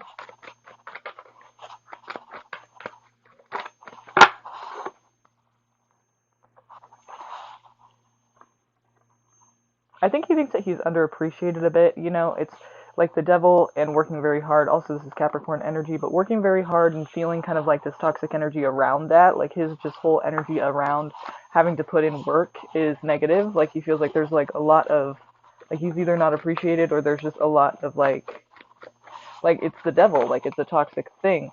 And it's just not a comfortable feeling. But obviously, to you, you're like, well, you could do more, and then that would be helpful. We both have less stress on us. I feel you, but I'm just saying that's what he's feeling about it. I'm not saying it's like, makes sense, but that's how he feels about it. So let's see, what's this King of Cups here for? So I think that before you probably looked at him as this person more of like a caring, genuine person, and now he's starting to think like you're not seeing him that way because this is a past energy. This is like past nostalgia, so I feel like, and somebody offering someone something, giving, you may have thought he was very generous, giving, caring, emotional, like sensitive, maybe even. But, he feels like you're not really looking at him like that anymore, and it's just not a good feeling to be taken from that, like taken down from this throne of the King of Cups. It's kind of like now he's the devil. Or at least like that's the position he's feeling he's in, kind of just like a negative ass position. So there's definitely some things you guys both have to work out and communicate in this situation because I feel like obviously, there's issues on both sides, which is normal for any relationship, but you guys could probably work that out if you just communicate better. maybe you need a little bit of help to do that through therapy or something, it's nothing to be ashamed of. Because obviously you guys can't communicate this to each other, but if you can try to, that'd probably be a good option. So you can, hear each other out and know how the other person feels without judgment, without like just, putting it all on the other person. Like, for example, him saying, like, I just feel like you don't see me in that light anymore, and you not saying, like, well, you're not in that light anymore, you need to work harder and try harder because I'm stressed the fuck out. And for him to not say, like, well, you're boring as fuck and I need to have a good time because I'm just feeling like life is dull, even though I'm not really taking care of my responsibilities and I'm not really helping you out and meeting you halfway and making you more stressed, I'm still kind of thinking, like, it's just not all that fun. But it's like, that's, you guys need to just like communicate to each other what you feel the problem is and try to like integrate that into your relationship and find resolutions together because that's what you're there for. That's what you're together for. And you can definitely do that if you just both put in that effort, which is not simple. I'm not saying it's just like a no-brainer, but it's just, communication is what needs to happen first. Let's see where this, he feels about you currently, right? Defensive. Yeah. Okay, so I would say that he thinks that he's been trying to keep it together, but obviously it's not there yet. It's not matured yet. It's not fully developed yet. There's still issues here, but he feels defensive in a like heavy ass position. Like this is a strong energy of this is also Leo, if that makes any sense. But there's just a heavy like burdens and heavy defensiveness, which is not going to help anybody's situation. But it could be the approach that you guys have in communicating. Like somebody, like if you come to them and say, look, I feel like you're lazy and you don't give a fuck, then obviously he's going to be defensive about it, you know what I mean? And like, same with you, if he comes to you and says like, I feel like you just don't care about like, you don't entertain me anymore. So it's like, obviously that's a really like immature and selfish way to say things, but that's what I mean. Like, that's the approach. You're going to be all defensive, like, well, fuck, I mean, you don't help me with anything, and like, how am I supposed to be entertaining and cook and clean for these kids? Like, you don't do anything to help, so it's just that argument, maybe you should just approach it differently. Because obviously you have to come from a place of like, what would not be a thing that someone would want to respond defensively to? Like, if you come to them and say like, you've been doing this and that makes me feel like this, then they're going to be like, no, I'm not trying to do that and be defensive about it, but like you're just seeing it wrong, or that's not my intention. But even then, it's still like not seeing what you're saying. So if you can come to them and maybe just say, I feel like, I don't know, something's happening in this relationship, like, what do you think needs to change? Maybe that's how you can start that conversation. Like, what do you think needs to change in this relationship for it to work better? And for us to both feel like we're doing this and we want to be here, because I get it, no one's perfect. If that's how you feel, that's how you feel. I just want to be able to communicate that to each other, and it doesn't mean this is an ending. It just means I just want to know, like, we're in a partnership, we're in a relationship. What can we do to make this work? What can we do to resolve our issues? Do you have any ideas on that? And maybe just give him the mic, and maybe he'll start off with, maybe he'll open up a little bit that way, instead of like just trying to answer to something that's he's being accused of, that he doesn't necessarily feel is true. But that's just an option for you. I think it's a good idea though. I think you should try that. Oh, Jenna. Okay, good night, Jenna. Everyone say good night. It's like 4 in the morning for her, actually. 4 in the morning for Jenna. Thank you, Jenna. We appreciate you being here. We miss you. We love you.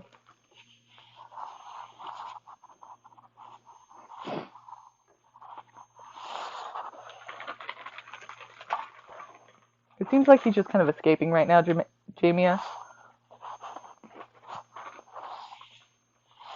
Feeling a little underappreciated.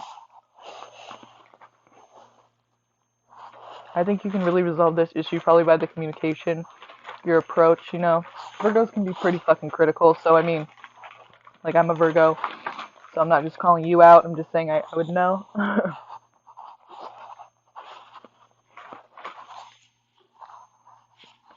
Sometimes we need to approach the situation in a different way.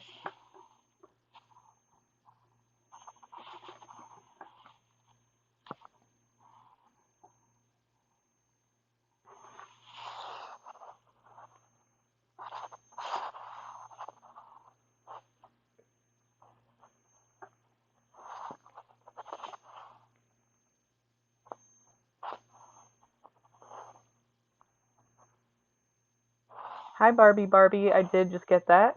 And what do you mean you don't want a reading? Girl? Okay, so, thank you. Thank you. It's 4 a.m. for you too, Jamia. Well, hopefully that works for you, Jamia. Thank you for your donations. And good luck to you. I hope that you, are able to find some kind of resolution that can work for both of you guys. Try communicating, though, without accusing, without, pointing the finger. It can be like a tempting thing to do, but his mom's a Virgo. And what's their relationship like? That's what you could ask, too. Like, what are the issues she had with him growing up? He didn't want to listen. He didn't want to admit to being wrong, or, like, those things. He might be triggered by you and feel like it's like her or something. I don't know. Just a thought.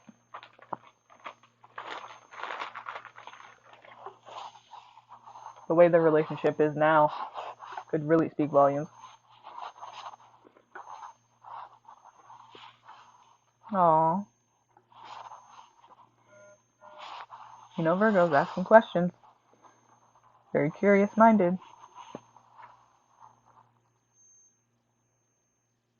Thank you, Jamia. I'm sorry about that, by the way. I mean, that's real shit for you, Like, I can sit here and talk to you about it, but it's, like, actually happening for you. So it's, like, obviously, your life. But, hey, you know what? You're doing the right thing. You're not doing anything to, you have these children. Like, you're doing what you need to do. So all you can really do is, like, be honest with the person. Be straight up. Like, look, what is it for you? Because for me, I'm seeing it like this, but without accusing. So what do you think we should do, What do you want to do about this? Just let you speak and see what you think, What are you trying to do? Like, instead of being sneaky, just, lay it out there. No need for that. Don't waste my time. You know what I mean? So Kelly, I think we're on Kelly now. Let's see, Kelly. Kelly, did you post your questions already? Or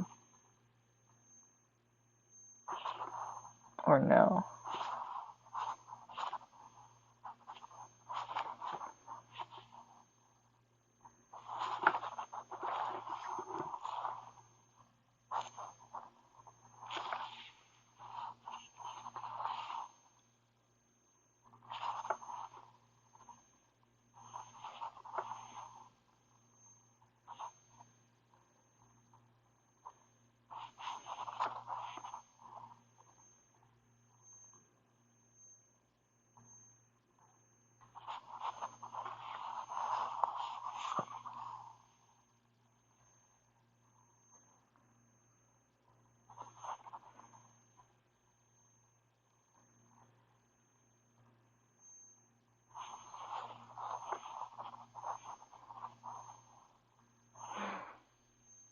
Okay. Was Evan, who's a Cancer, my ex, telling the truth that he was in love with me? Maybe I'm the one that got away. I'm an Aquarius.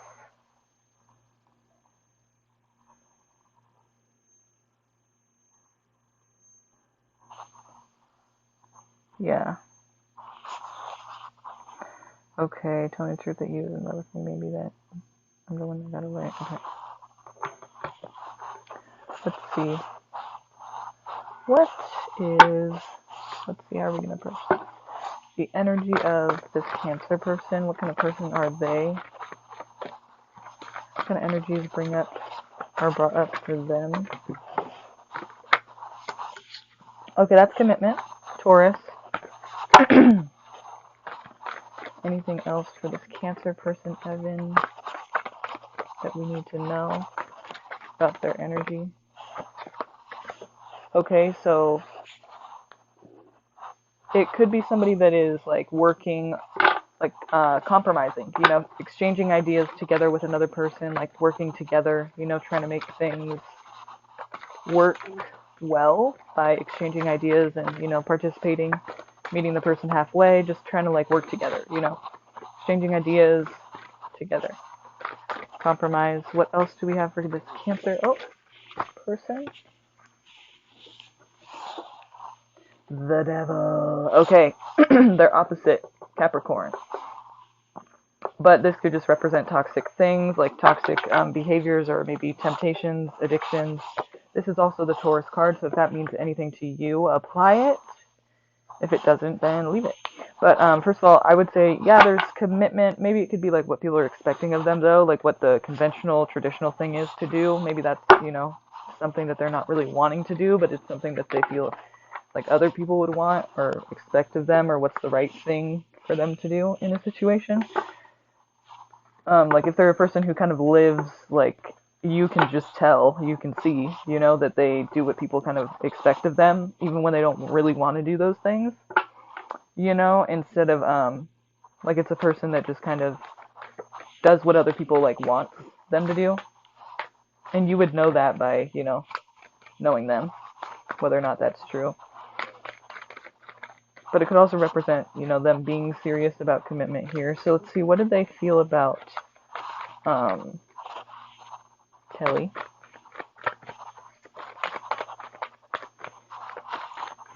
How long did you guys date? Because is he really unemotional, or is that Cancer, crab shell kind of covering the softness on the inside? What do you think? But they also say Cancers are the most criminal of the signs, so maybe he was kind of just not really there emotionally. You never know. Well, you would know, but we're not getting anything about emotions here. We don't have any cups, so that's a good point. Maybe it is lacking that emotional. Okay, what did he feel about her? Kelly. What do you feel about Kelly?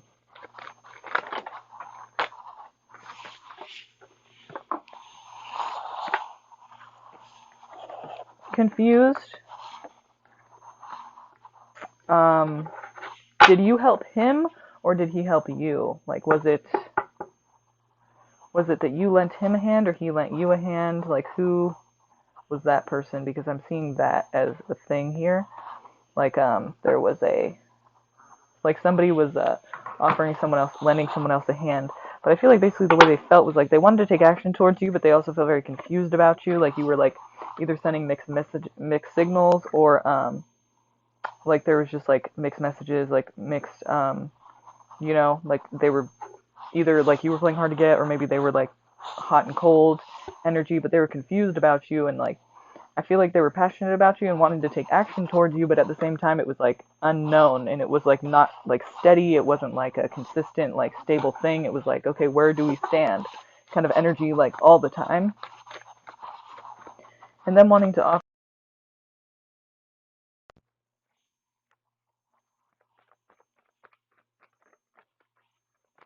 Can you hear me still?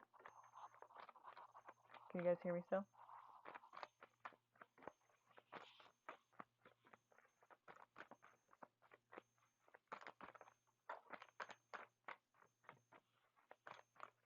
Okay.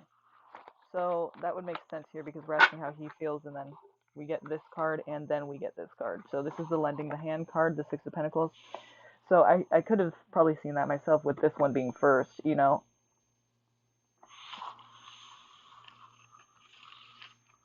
Okay, can you hear me better now? Let me see, hang on. Can you hear me better now?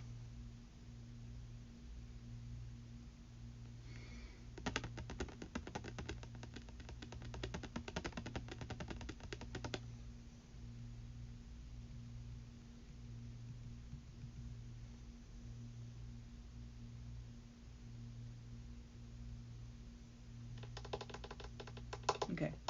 So, him wanting to lend a hand or offer, a connection to you. So I do feel like he did want to do that, but he was kind of confused. What is the moon here for?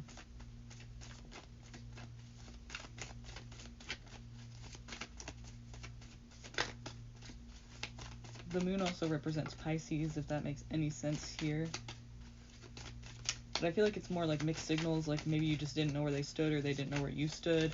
Either they were like hot and cold with you, or you like were hard to get, or like you were guarded maybe, and they just didn't really understand like what you wanted out of it, or how to approach you, or like how to like make it. They didn't know what the fuck to do. Tower. So that's pretty much what caused the downfall, I feel like, with this situation. You know, because this is clarifying the moon. So it's like there's definitely that like unknown, that mystery, that clouded thinking, you know, nothing was clear. There was no clarity, there was no like straightforward, like, no. It was like, we don't really know what's going on. It's up in the air. It's kind of like a mystery, like we're not sure, it's vague. And, you know, we could be rose-colored glasses too, so not seeing something, you know, denying the truth and seeing like a better reality of the situation when really it's not all that great. And it caused like pretty much everything had to change because of that. You know, something wasn't being seen clearly, and now it's like facing that is just what basically tore it apart. Okay.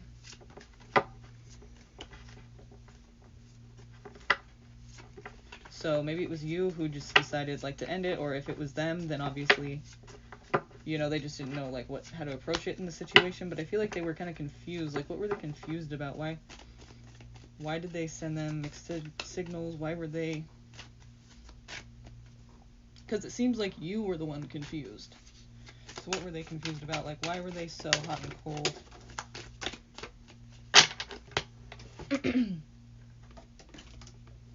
We have the Emperor and the Eight of Pentacles coming out. So if they were very focused on work, that's possible. Maybe they just didn't have the time. They had a lot of responsibilities to take over and oversee. They maybe were a manager. Like, they had a bunch of responsibilities that they had to like work very hard at all the time. There was like no time for them to really do anything personally, or like really even give you that kind of, you know, respect to tell you that, hey, I have a really busy life or a lot going on, or whatever. I have a lot of responsibilities that I need to tend to, and I just don't really have time for all of this. Even if they wanted to, like, they just didn't communicate that, and they don't really like have the ability to do that, apparently. You said they're unemotional. You try to get them to be more emotional, and then they push them away more. So some people are just like that, you know. Especially men can be like that. Women can too, though, obviously. But for this person, obviously, that's kind of the case. They're not comfortable with really opening up like that. So maybe they just didn't communicate it to you because they don't really know how to do that. They didn't really feel like it was important. They're like, I'm just going to go. Like, I just have to kind of like let this go. I'm not really going to explain myself. Like, I don't really have the time to do that. I can't really be doing that. Like, they just don't do that, you know? So, let's see how they're feeling about the situation now. Romance Angel Oracle. What is left between these two? Is anything going to rekindle between these two? Soulmate. Yes, this is your soulmate, it says. But hey, remember the thing about soulmates is we don't always have to be ending up with them. Like, it doesn't always mean that they're right for us. Like, sometimes it just, in this lifetime, it won't be happening. Like, some people believe in, you know, reincarnation and past lives and, you know, your next life and all of that, and some people don't. So, you know, whichever you believe, just look at it like they could be a person that, you know, it could work out, but for whatever reason, you know, it didn't work out. Maybe it can in the future, you know, but you guys are going to have to obviously work together to make that work. Nothing's perfect just because they're your soulmate, you know what I mean? But it could be a very strong connection between you that you felt. Stay positive, or stay optimistic about your love life.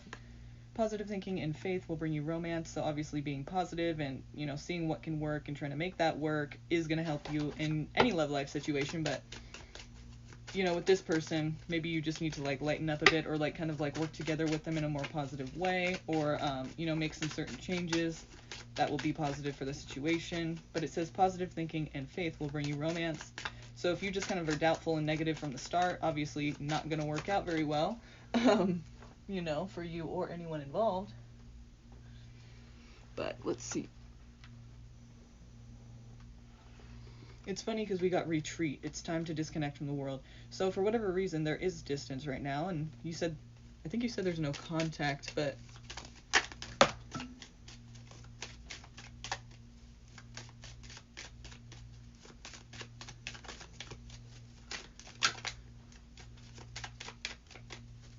yeah, exactly. And he just doesn't know how to do that.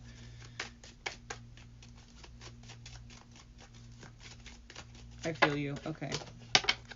You know, it's funny because it's almost like you won't really know because of the way that he can't really, like, express that. But let's see if we can find out, like, what his emotions actually are, but if he doesn't even know what they are, then shit, it's going to be hard to know, like, what that actually looks like. Because he may just not express it in a way that's, like, how we would express it, you know? He may not express it at all.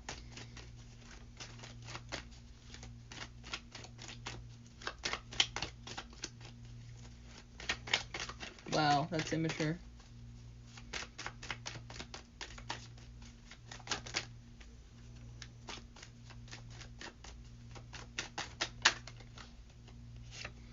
So there's a lot of options here. He may have more than one option, or he has a lot of, you know, preconceived ideas about the situation and about relationships. Like, he just doesn't see it in a way that's realistic, you know? Like, he could have seen, like, a lot more, like, he could have seen, like, a lot of potential and then kind of, like, idolized it instead of seeing it realistically, and then maybe it didn't deliver what he was expecting, and so he decided that he was disappointed and, you know, by it, but that's kind of, like, unrealistic, right? Like, you can't, especially if you didn't communicate those things, you know, for him it's like, he's seeing it in a way that's unrealistic, and that's never going to work in a partnership. So it's like, part of him is like this, you know, wanting to work together with people, but then again, it's kind of like, maybe that's why the devil's here, because it's like, that's kind of one of the downfalls, is that, you know, he's seeing it in a certain way, and he's not looking at it from the other person's way.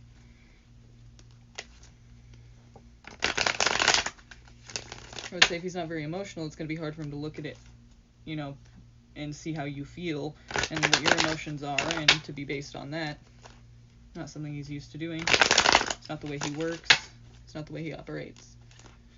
So I would say good luck trying to get him to actually look at how you feel and, you know, respond to that in a way that makes you feel better, you know?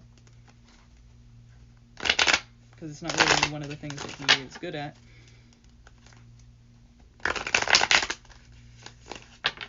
You feel for her.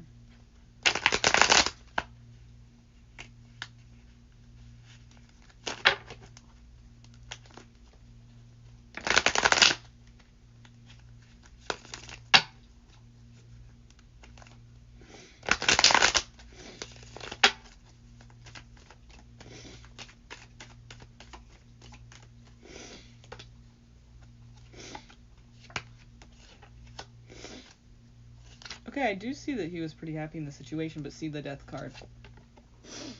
So drastic change, you know, we did see the tower there because of, like, you know, something was not clear. Like I said, he could have had, like, ideas about what it should be, but wasn't communicating that. So it's just kind of an unrealistic way of looking at relationships, and I think that he was happy at one point, but then it kind of changed because of whatever he was let down or he didn't like. Like when you just said right now, you know, it's like this is a potential, it could have been, and this is what he saw, but then it's like, you guys just started, so how can he really just judge that and say it's not that, or it's not going in that direction? Like, that's not exactly what we want to see with the Three of Pentacles. That's not really working together. But, you know, if he's not able to really work with anyone because he can't really feel for them, or understand how they feel, or really care about looking at that, then obviously that's not going to be something that's he's able to do. Did you feel like that because of the past relationships, or did you feel like that because that's what it was? You know? Could have had other options here, but I feel like more this is like ideas about how relationships should be and what they should, like, provide or make him feel. Like, you know, because this is actually the cups. Here's the emotion. But it's unrealistic, you know, because it's not realistic. It's just not something that can actually happen. Not anyone can just do all of those things, especially without knowing that that's what the person's wanting. But it's kind of like they're very headstrong in this way of being. Like, it's almost like he sees himself as a committed type, but then it's like he's expecting shit that no one can provide. So really, he was disappointed. Remember when you said that he was mad that you didn't chase him, and he kind of felt like betrayed because of that, and how immature that sounds. It's like, that just doesn't even make sense, you know? So obviously with that kind of energy, you can see where that's going. You can see what, you know, why he thought maybe he was disappointed by this, because he didn't get what he wanted out of it. Like, I don't know, and you don't even know, you can't keep up with that. That's not even realistic. That's not even something that you need to, you know, deal with, because it's not going to ever work like that. And he needs to wake up to that, or he's never going to see something that works. Obviously, but never has yet, you know? Hasn't seen it yet. Exactly. He disappointed himself, yeah. Exactly. Pretty much. Okay, your second question was, the Virgo that I'm interested in is telling that you're financially. Okay, let's see about this Virgo person.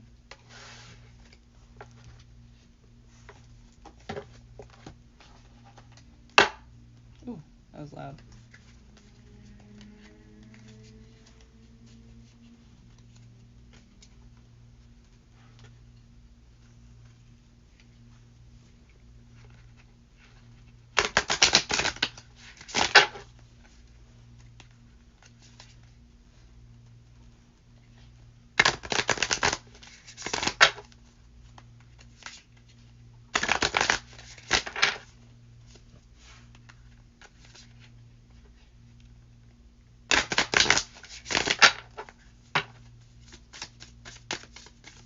This new Virgo person.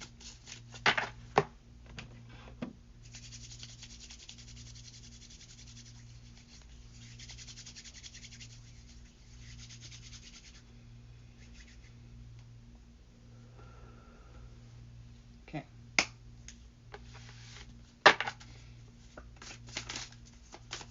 Let's see this new Virgo person.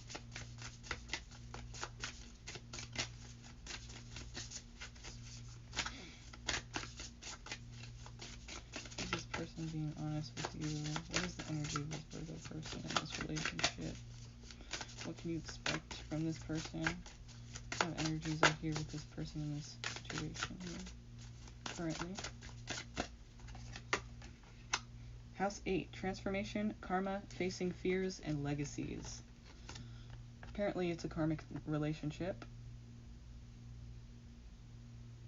which means you're going to learn from it. It's nothing crazy, you know, karmic relationship. What does that mean? No, it just means, you know, you're going to learn from it. You're supposed to learn from this. So it doesn't mean it will last forever.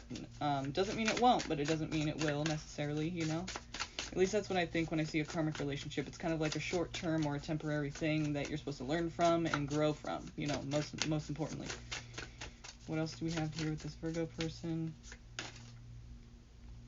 Yin. Okay, so intuition, trust, patience, spirituality, and receptivity. So it could be that you're, you know, being taught to basically, well, first of all, face your fears and also listen to your intuition, like grow your intuition, like listen to yourself and like be guided by that inner voice instead of fear it, or instead of like not listen to it. Like transform and evolve into a person that trusts themselves more, becoming closer to yourself, being able to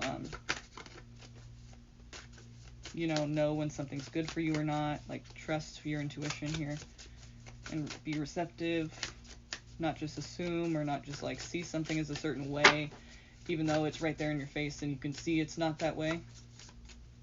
Like whatever you're being told, like not going against that, like intuitively, I mean, not like what people are telling you, but what you're being told, like inside, how you like intuitively pick up on a situation. It says House 11, friends, like-minded groups, and humanitarian beliefs. Maybe you kind of like learn from this person or this situation that you know how you really feel about certain things, or maybe you meet like people that are a lot like you through this relationship. And so that obviously helps you to, you know, be more in tune with yourself too, because then you start doing things that speak to your heart and that you know that you really like to do and that you're passionate about, and that, you know, it's something that you want to do because you're interested in doing it, not because you have to, not because somebody else is interested in it, or you think it looks good, or you think it impresses people or makes you look better, but because it's something that you actually feel like is the thing for you to be doing. And so that also will help you to, you know, listen to yourself more and realize who you like want to be and who you are more. Listen to your inner voice more and your intuition, and trust what's around you, because you know that you're doing things that you feel are right for you instead of like the opposite. Like you're living your truth. So you know whatever you're intuitively being told, or you know your inner self is trying to guide you to know and do, you know it's, you know that you can trust it.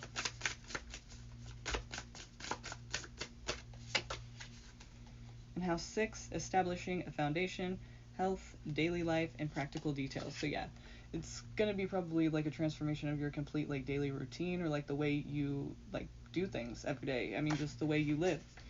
You know, maybe even health-wise. You know, it's going to change the way you see yourself, apparently. You're probably going to meet some people that are like you and just kind of grow more into becoming you instead of like not knowing really what you want or who you are supposed to be.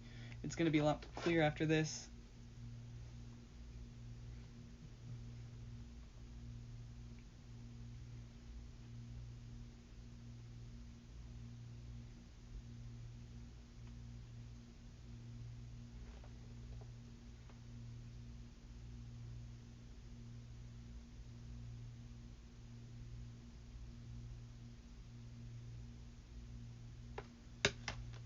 So that's really cool. Let's see where this is going, though. Let's see where this is going romantically. What's between these two romantically? I feel like this will not be a long-term thing. If it is longer term, then it won't, last forever.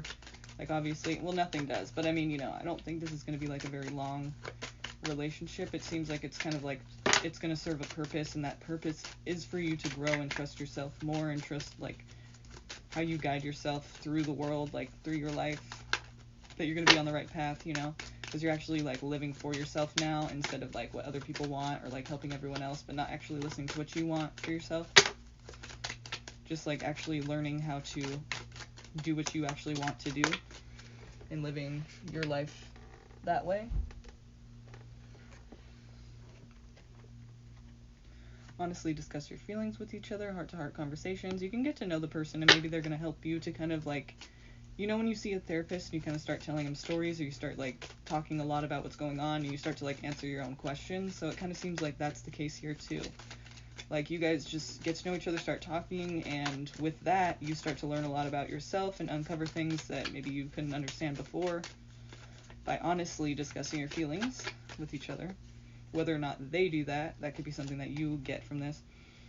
Chemistry, there's a strong magnetic attraction here. So that's probably why you guys, even became attached at all or started looking in each other's direction. But, we need some kind of chemistry to make things happen or want to make things happen. So that makes sense. The situation is calling for you to have faith. So again, I feel like, even if you can't trust this person, like, I don't know the situation, like, how it's going to go down necessarily with them, but, like, it seems like overall you're going to learn how to trust more. And if not them or other people, it's going to be yourself. So that's obviously just going to lead you to a better place all the way around.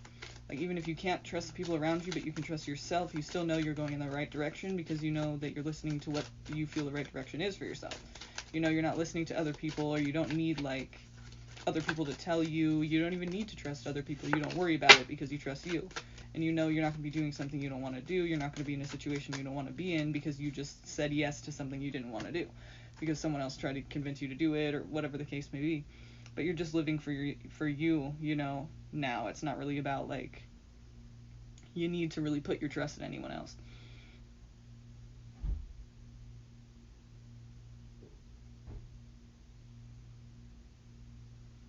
Alright, about the money.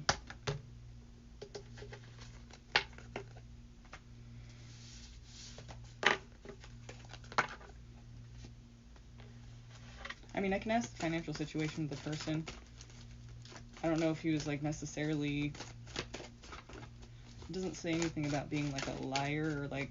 We did have the devil there, though, so it's kind of like... Let's see. What the person's financial situation is. Like, are they genuine about helping? Or what they intend to do?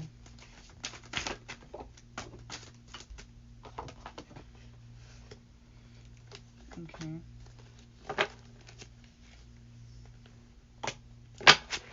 Kind of seems like, it's not exactly what it seemed, because this Page of Pentacles here kind of says, like, young energy, new energy. Like, maybe they have an idea of how to make money, but it doesn't seem like they're really there yet.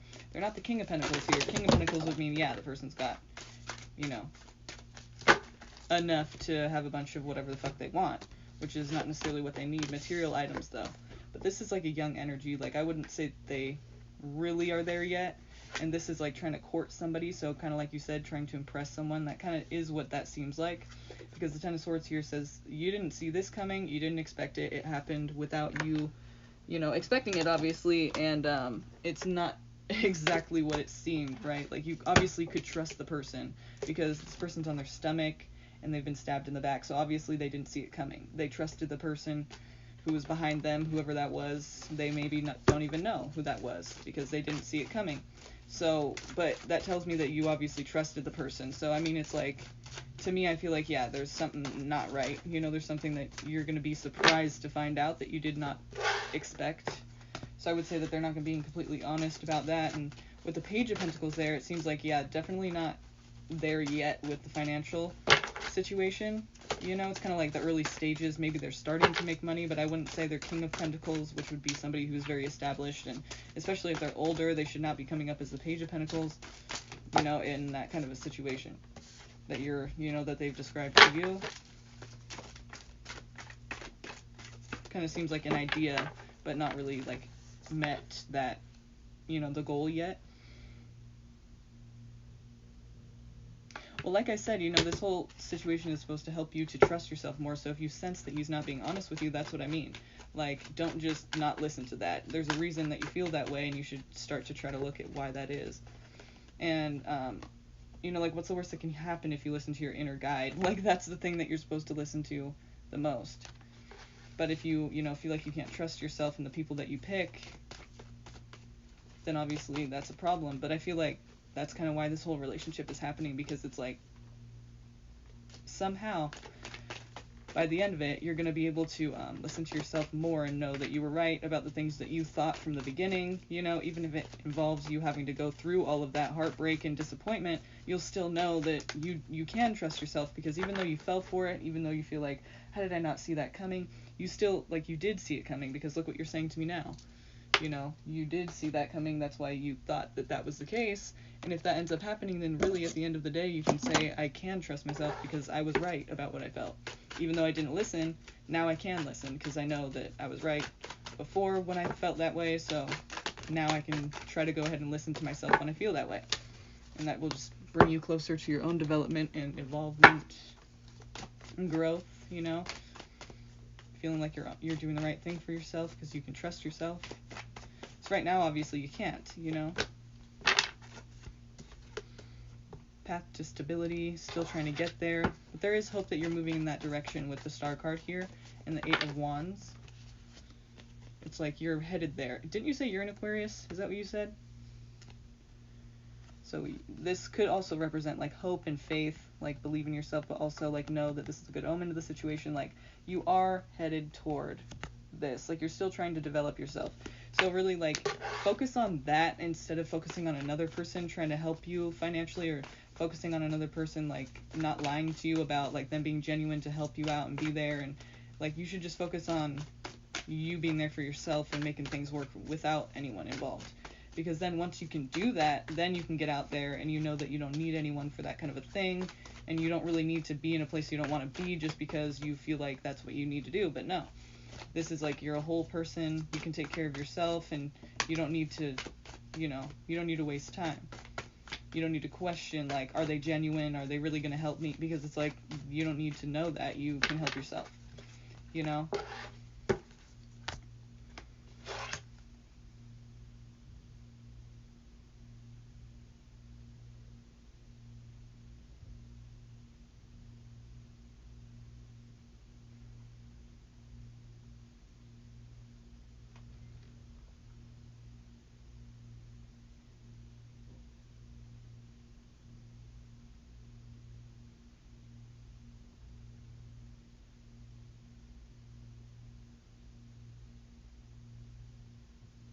Yeah, well, that's something that you would have to find out eventually. Like, I mean, this could be a new project they're working on, and maybe they have money in other places, but, I mean, it seems like there's definitely something. The Ten of Swords there means unexpected betrayal of trust, you know? So I wouldn't, like, if you're already, especially if you're already feeling like you can't trust them, then definitely I wouldn't just trust everything that they say. That's not a good move, obviously. That's not gonna... With the Ten of Swords there, I mean, it's not you lying to them, right? So, I mean, something ain't right. And it's not going to lead you in the right direction if you already know that something ain't right. Don't just doubt yourself, you know. Something ain't right, something ain't right. Don't give your all to it, you know. Don't give all of your hopes and desires and wishes into it, because it's not gonna work out that way. And I think it's, you got to get to know them first. If you really want to date them, go ahead and try, but like, that you will find out eventually. But I don't think, with the Ten of Swords there's something that is, you're going to unexpectedly find out or have to realize, or that will happen, and I don't think it's going to feel good.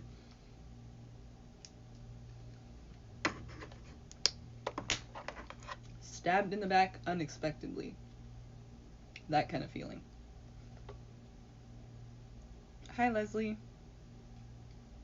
Thank you. Okay, we'll get to you in a second here. Let me see. I still don't have Nina on here. But okay, Leslie, go ahead and post your question. Hi, Pinky Lee. I'm good. How are you? I'm good.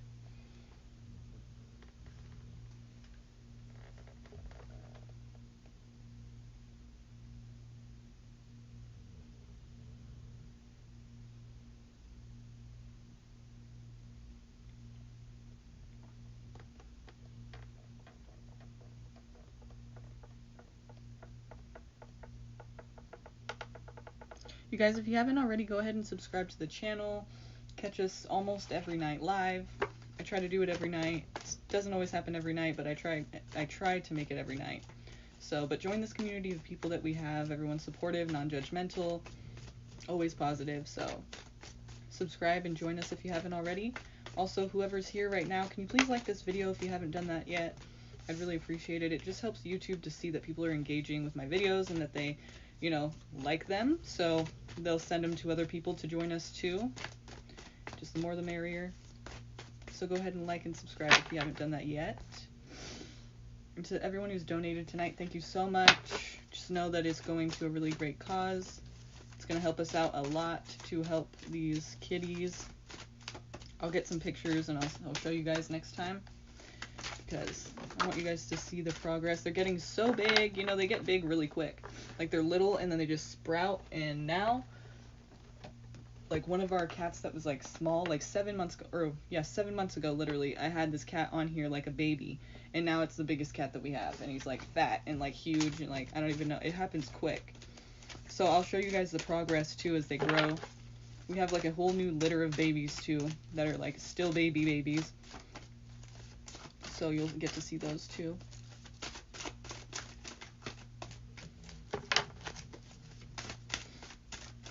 Thanks, Pinky. Have a good night. Thank you. Thanks for stopping in for that positive message. See what I mean? Guys, everyone's positive. Okay, so what is Jose Antonio feeling about our situation? Give me his energy here in this situation. Antonio. Okay, it could be what people are expecting, or maybe it's commitment here, but there is a drastic change or an ending, and then somebody being left in the dust, abandoned, feeling neglected. So it could be both of you or one of you feeling like this, but it seems like, there was a big change, big drastic change that happened, and it's almost as if a death had occurred, right? It's like when a death occurs, like, you can't go back to what it was, because now it's just changed forever. You can't go back to how it was. So that's what I mean by drastic change. Not literally a death, not a literal death has occurred, but like almost as if one had. Like the situation has changed drastically and you can't go back. So in a lot of ways it could be a positive change, but maybe you don't see it that way at first. It doesn't feel like, it just depends on what your relationship to change is. Like, if you're uncomfortable with change, then it's not going to feel good, but you're going to resist it, and that's going to make it harder. But if you are okay with change, then maybe you're seeing it as a good thing. But at first we see neglect here from somebody who's feeling like they're left out in the cold, they're left out in the dust here. So let's see what this is regarding. You said you broke up with him. Okay. So you think it's him. Alright, well that makes a lot more sense regarding your question. So was it drastic? You just kind of made this decision all of a sudden, or you just knew? I mean, because the death card, that's like sudden, like, you know, you don't really usually know when somebody's gonna die. Not saying somebody really did die, but you know what I mean, like how I was saying earlier, just a drastic change. It was very sudden and very final. So there's got to be a reason for that, but you don't have to tell me what that is. But I'm just saying it seems like there's very like they couldn't have expected or seen that coming. So they're probably really feeling just confused and left out in the cold and neglected and just kind of like alone. Okay, with him because I didn't feel he genuinely cared, and yes, it was all of a sudden. I was over it. Okay, so no communication, huh? Just said we're done. You probably tried to communicate a few times before you made that decision. I would think, but I shouldn't assume. So I would say he's feeling pretty down about it, for sure. Probably doesn't even understand, really, what the situation is, you know? Just seems like he's kind of wallowing in his, like, feeling alone and left behind kind of energy here. Show you again.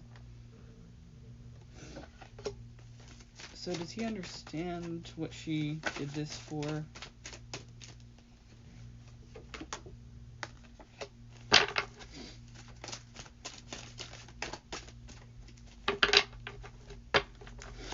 Okay.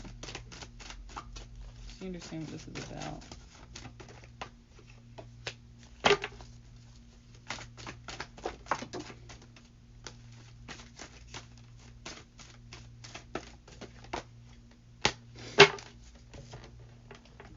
Okay, I think he, I mean, the Emperor coming out here is kind of weird, like, because that person is more self-assured and responsible, but is he an Aries by any chance? Is he an Aries by any chance?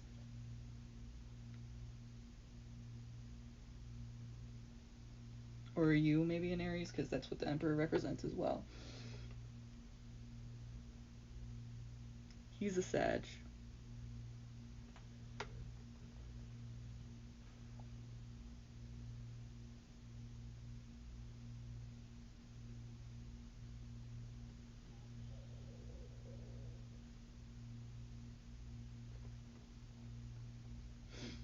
Okay, so we're getting like somebody who's like headstrong, like thinking like they have authority here, and then obviously disappointed because he said his energy is like an Aries. Maybe he has an Aries moon or Mars or Venus, maybe because you guys are in a relationship. But anyway,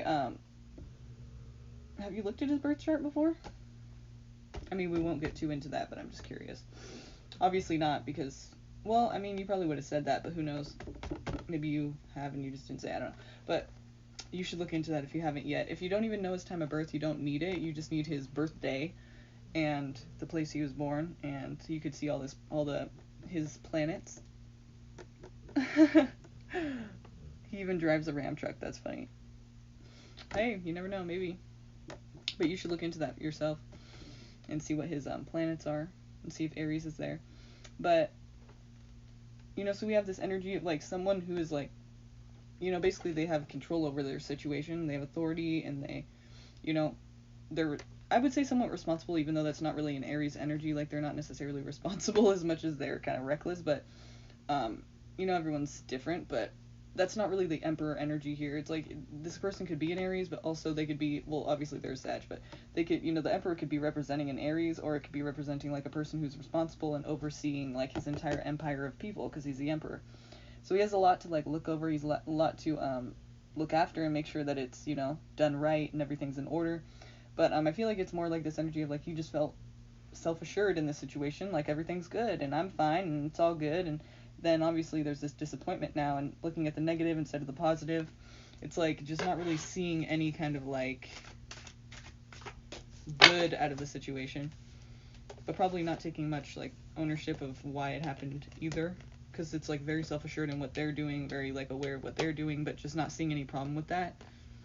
So, and I feel like, you know, they're kind of confused, you know, they think this is probably just temporary, like it's not permanent, like this is a break, a rest period, but you guys will communicate again. So they're not thinking like, oh, it's done, it's over. but they're feeling kind of like confused as to how to take action and probably very stuck in the situation they're in. Like their hands are tied, like they really can't do anything. You won't answer the phone, you won't listen to them. They're just like, okay, I guess I'm just gonna wait here for a little bit until they decide like what they're gonna do, but I don't really know what the fuck to do. Sagittarius don't like wait for people very long. Like they will move on and get over it though. So like if you don't communicate with them what the problem is, they may just leave it alone, you know? I don't see them really like chasing anyone necessarily. I mean, they, you know, again, everyone's different, and the situations that we're all in can vary. But, you know, in general, like, if they don't even know what the situation is or what's wrong, they may just, you know, go with whatever you're trying to do. They may not, like, try to beg for your explanation, you know? So if you don't communicate with them what the problem is, then they're probably not going to know what the problem is, and they may just think, like, this is done. But for right now, they don't think it's done. They think, like, this is just temporary break. And yeah, they don't really know how to approach it, or they're kind of confused and feeling stuck there, kind of feeling like they don't really know why this is happening. I feel like, so I feel like you should probably, if you want to make it work with them, you're gonna have to communicate with them, and you know, you're gonna have to like initiate that, because I don't think they really understand what you're feeling. And if you feel like they understand and they just don't care, I don't think that they feel that way. You know, I think they don't know that it's even about that, you know. But it could even feel like they don't care more because the way that they approach things. I mean, they don't always like just try to ask you and beg you for an explanation, you know. So you may want to initiate that and let them know and get their side of the story on it. Like communication, you can't just like, I mean, you can, but it's not always effective. You can't just like do something and expect them to kind of like do what you want because you did that. Like they may not even know what you're wanting or what you need to hear or what, you know, you feel they're doing wrong. They may just think that they don't know. They're just, and you're just doing you, and they just don't get it. They don't know that there's something they have to kind of like answer to or explain.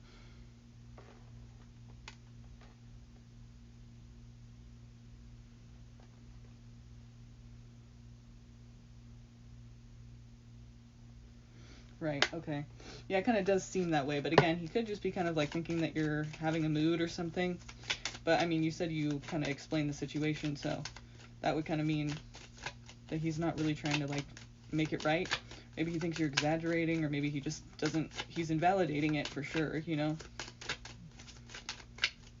So, I mean, I don't know how you are, what your relationship is with your pride, but if you wanted to, you could probably just maybe, I would probably do it in person rather than over the phone, because anyone could easily ignore that, and it's not as difficult to like do that. But if you just ever see him or want to go up to his house or whatever, go and see him wherever he's at and say, so like, did you get my message, and what are you going to do about this? Are you done with it? Like, what are you feeling about it? Because I didn't get a message response from you. And if they can like say anything that they feel, maybe, but if they, you know, ignore it, then you have your answer, and that's fucked up. But, you know, in person it's probably harder for somebody to just ignore it. But either way, it's like if they're ignoring it, that's kind of your answer as it is. But if you would like to see what they do, I would go and see in person. But I don't know what you're gonna get. You know, like, they could do anything. They might try to do it when they're not around a bunch of people and feeling like they have to like be a certain way, you know. Maybe you should write them a letter, because then it's easier sometimes for people to read things and kind of process it, instead of like having to answer right away and feeling defensive and feeling like embarrassed or ashamed.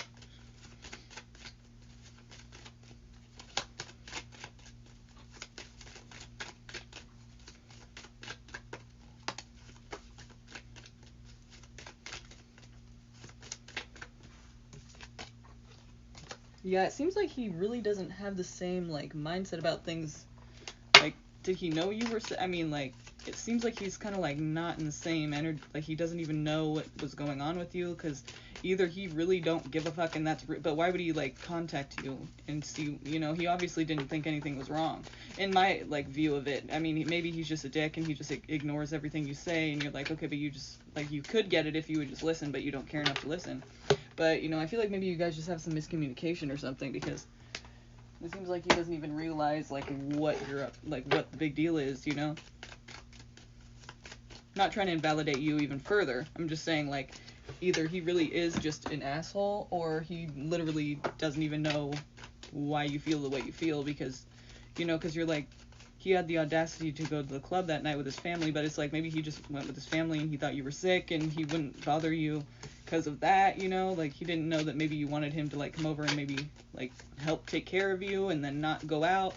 Like, you didn't communicate those things, but maybe you did. I don't know. But I'm just saying, it seems to me like maybe there's miscommunication, or he's not really understanding exactly how you feel about that, you know?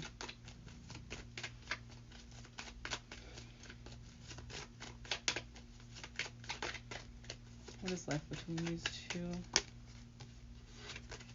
What is left between these two, if anything?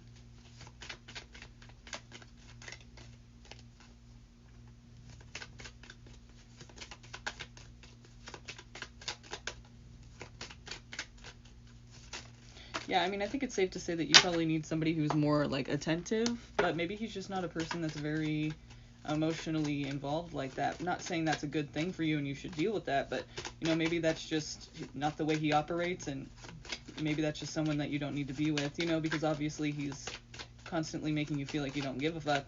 So, you know, maybe, not to say that he definitely doesn't, maybe he doesn't, but, you know, it kind of seems like you need somebody who's more attentive.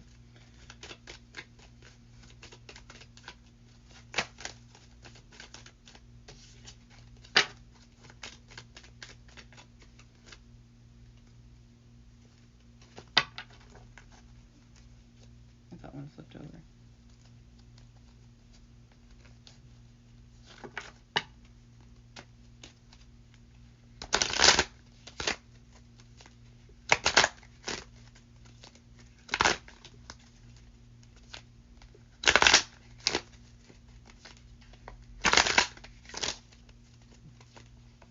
I guess you're kind of saving yourself the trouble by, you know, blocking him and not setting yourself up for disappointment time and time again, because obviously he's not getting the memo. Like what you're needing him to do, or how you're needing him to be there for you.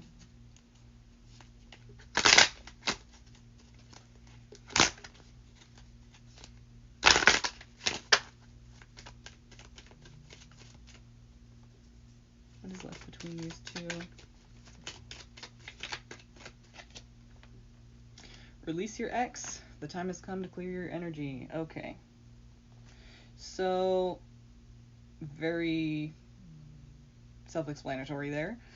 And with what you're saying, it's kind of like, is it worth the trouble? I mean, you've gone through a lot of trouble with it already, pretty much. And like I said, you know, it kind of seems like he's just not the way that you need someone to be in a relationship to make you feel loved and valued. Like, it's not anyone's job to make you feel loved and valued, but he's definitely not, like, helping to make you feel loved and valued, you know?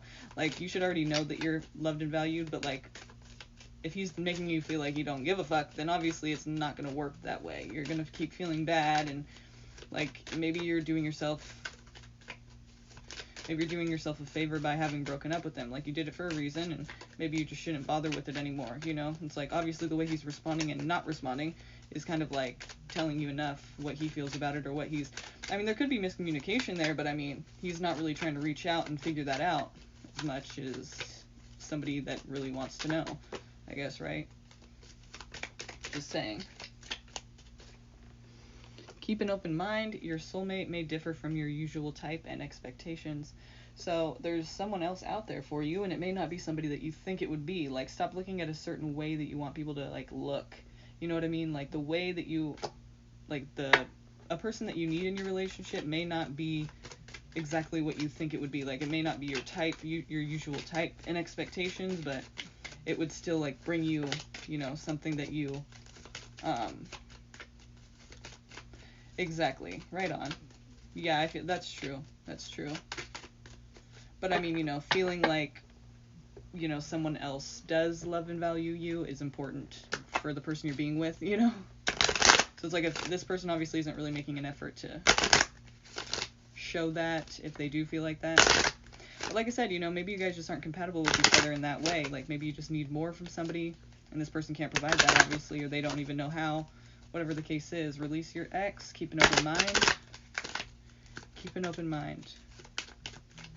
Your soulmate may differ from your usual type and expectations. Love yourself first. Your self-respect makes you more romantically attractive. I love that. Perfect.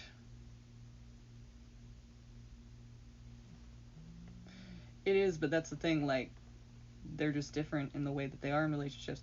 Yeah, it's not really a relationship, you know, or one that you feel like you need to be in any longer because it's not working.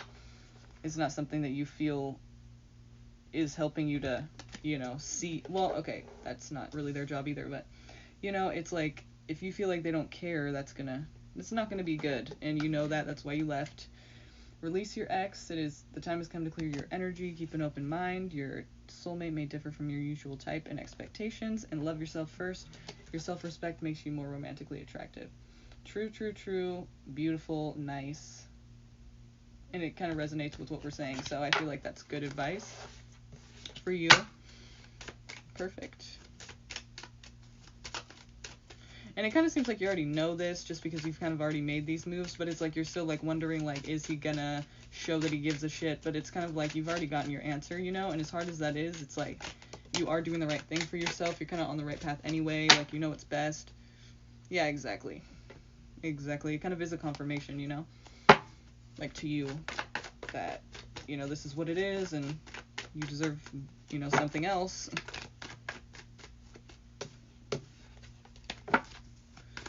Okay, are you joking? Because I don't know how to answer that question, Frank.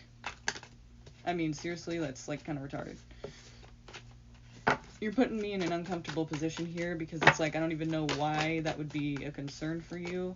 And if it is, like, I can't be the person to answer that question for you. And you should already know that. You know, that's kind of, like, weird.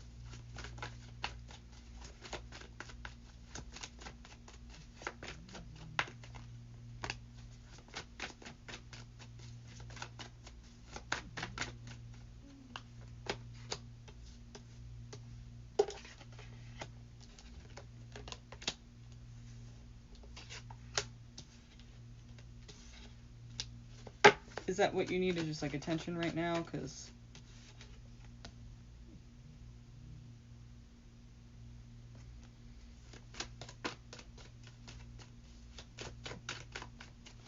it says you're taking action in a way that you know is going to lead you to success in getting attention. Is that what that is?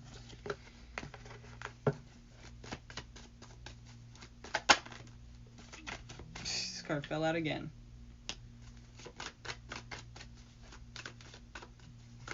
Okay, so,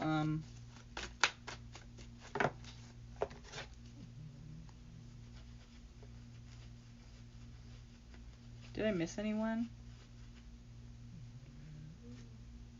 I feel like there was somebody else, but I'm not sure. Let me check. Hi, Twinkle Twinkle. Hi, Jordan. Is Jordan still here? Hi, Shandana, or Shandana. Shandana. You know me and my vowels. All fucked up. So let me know if I'm saying your name wrong. If that bothers you enough, then just let me know. Because I'm not going to know unless you tell me. Okay. So, yeah, no problem. Thank you. Thank you so much. And good luck to you. Seems like you're already doing what's best for yourself anyway, but, you know. Good luck to the rest, your journey. You too. Thank you. Okay. So you know what, Frank? I will just refund you because it's just not, that's not my line of work. I can't answer that for you.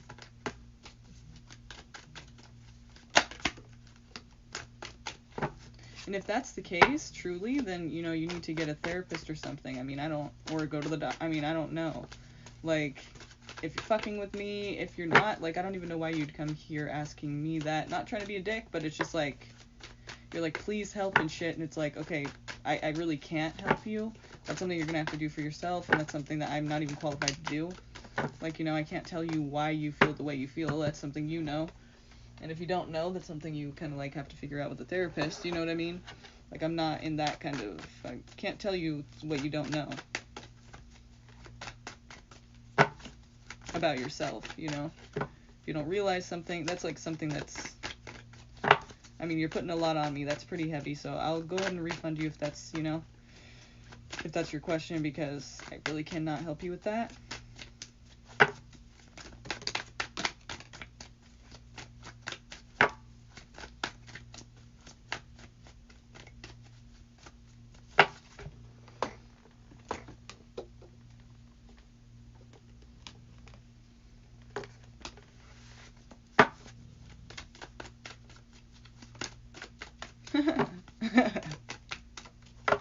That's cool. You're one step ahead of the game then.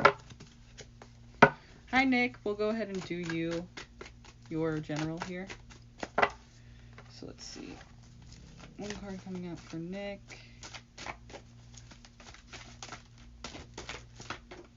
I think this is the last one I'm going to do.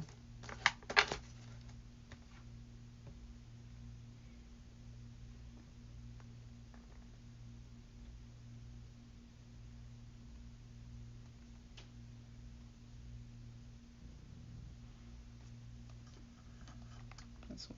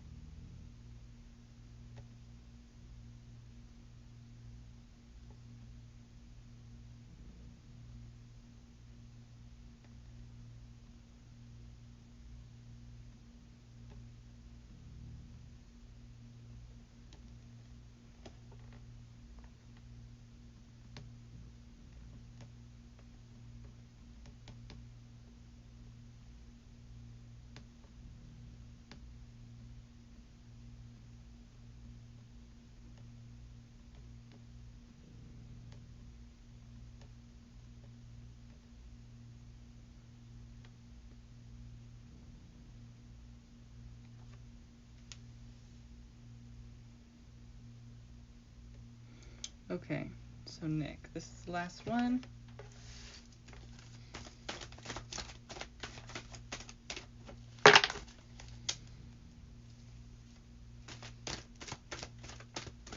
What do we need to know generally?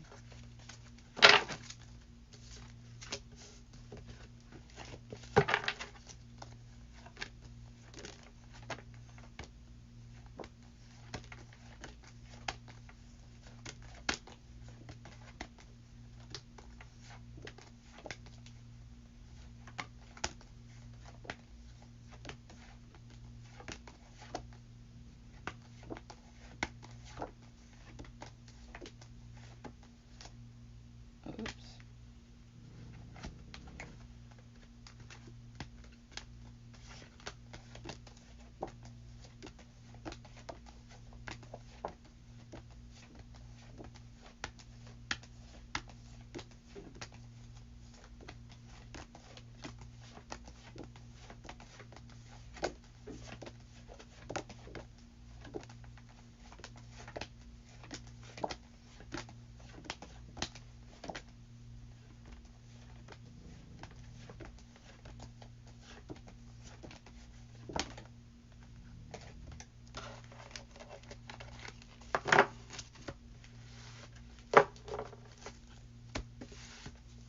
Thanks for sticking around, Nick.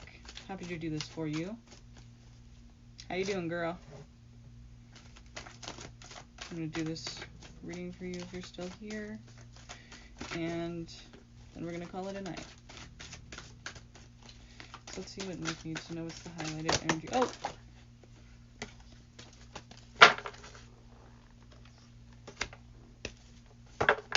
What energy energy is coming out and being highlighted for Nick today?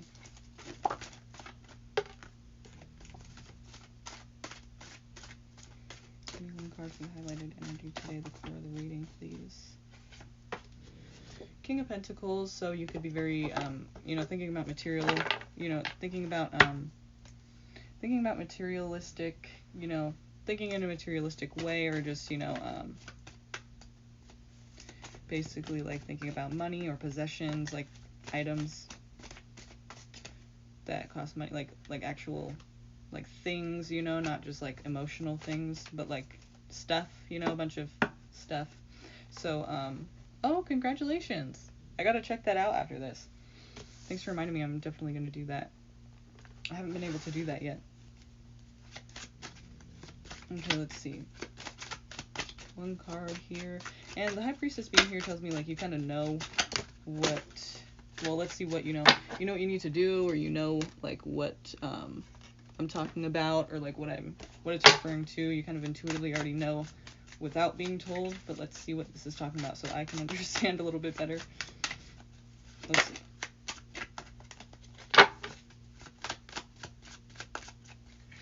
Give me one card for Nick, please. It's 2 cards. Give me one card for Nick, please.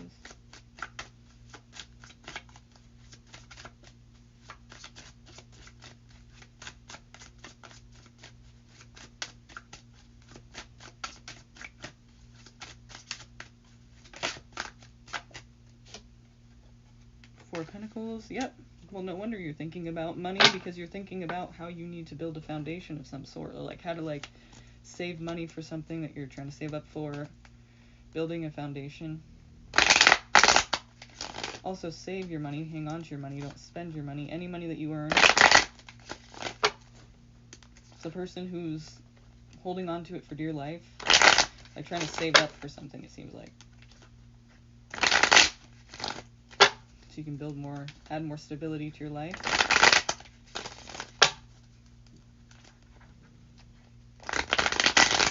Let me get one card for Nick, please.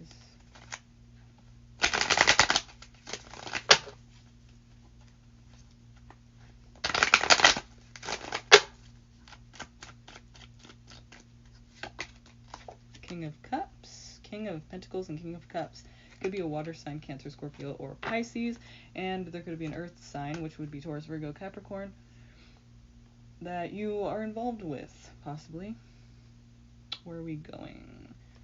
Okay, romance. Oh, wait, no. Give me the energy of the situation here. What does she need to know? What does she need to know?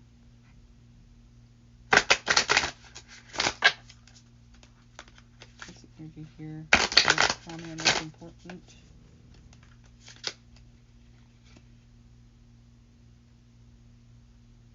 What would you like to tell us? What would you like to add to this?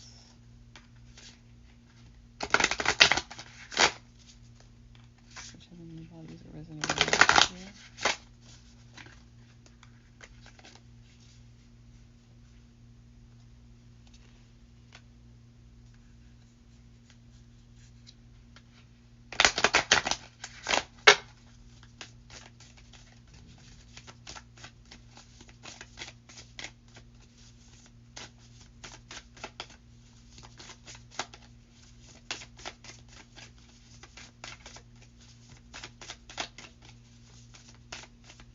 Which heavenly bodies are resonating most here?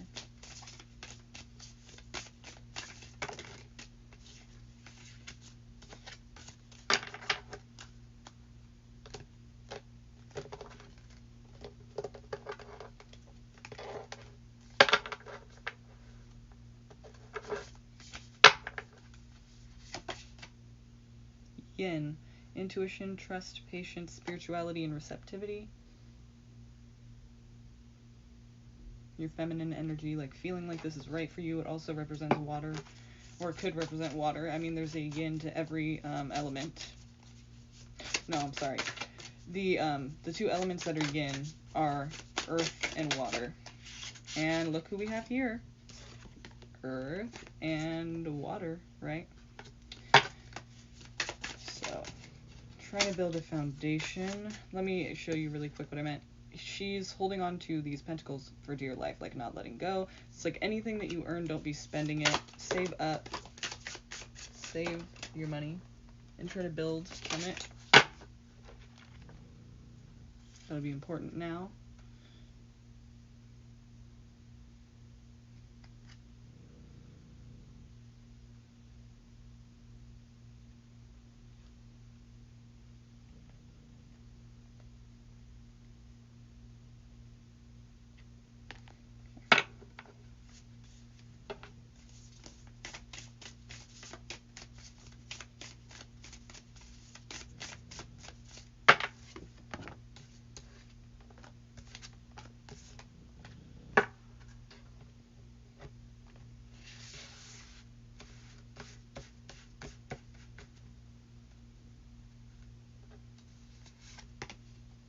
Cardinal, instigation, bravery, and a pioneering spirit.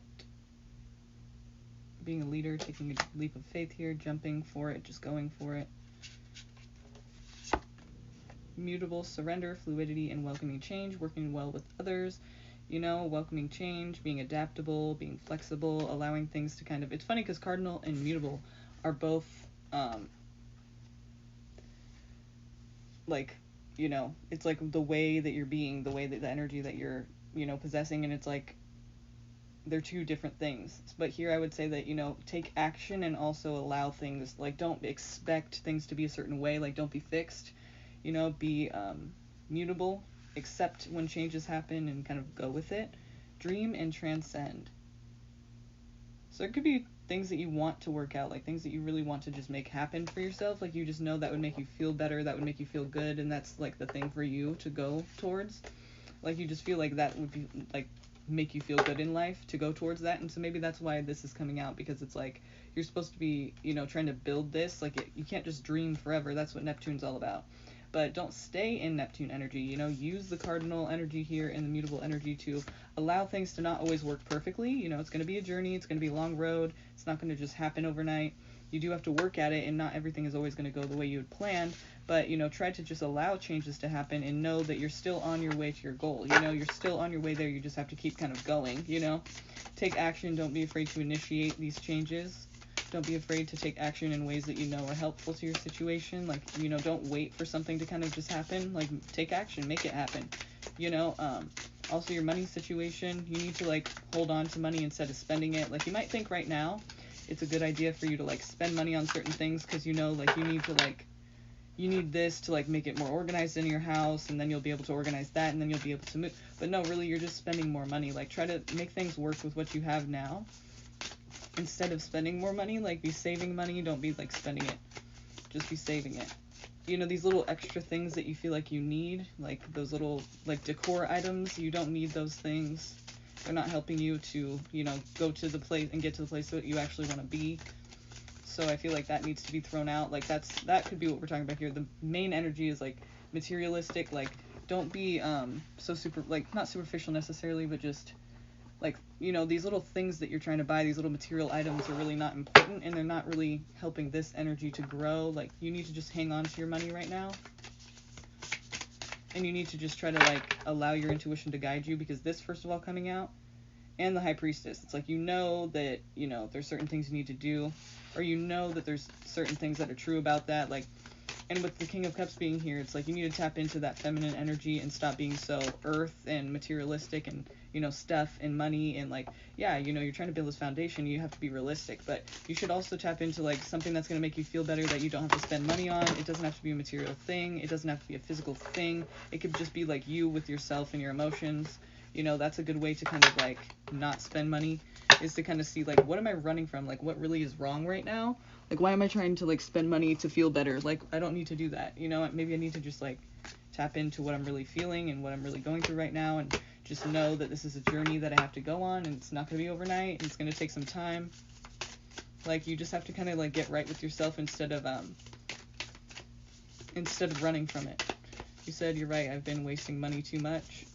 Need to save up. Yeah, like, whatever you're trying to go toward, you're kind of just running from it, you know, by spending money. on things you don't need that are helping you right now in the present moment, but they're not helping you reach this goal of yours. And maybe you don't even know what the goal is yet. Like, that's another reason you have to tap into yourself, because you have to realize, like, what am I going after? Why am I doing this? What am I living for? You know, like, what do I eventually want to have? Like, do I want to have my own house? How is that going to look? Like, where do you feel comfortable? Like, I get very much Cancer energy of, like, having to feel safe and comfortable at home. And in order to do that, you know, you're going to have the means to do that. But it's like you have to first realize what's going to make you most comfortable. Like, it's not about other people and what they want. And it's not about, like, what looks good, you know, necessarily. It's about what feels comfortable to you and what makes you feel secure in your own home, with your own environment, you know, all of those things. So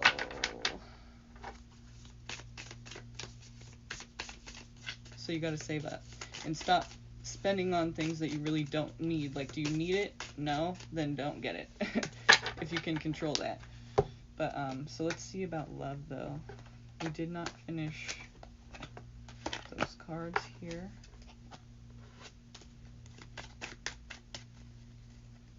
Give me their love life situation here. Nick. What are you seeing? Love Nick.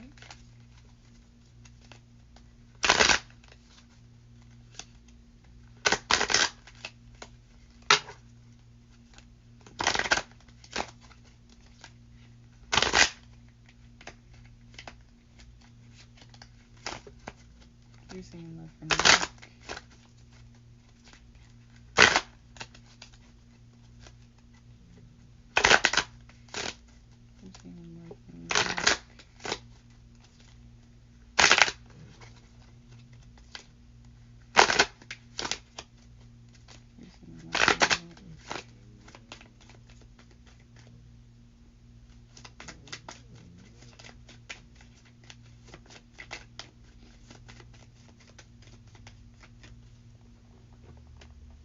One card for me, please.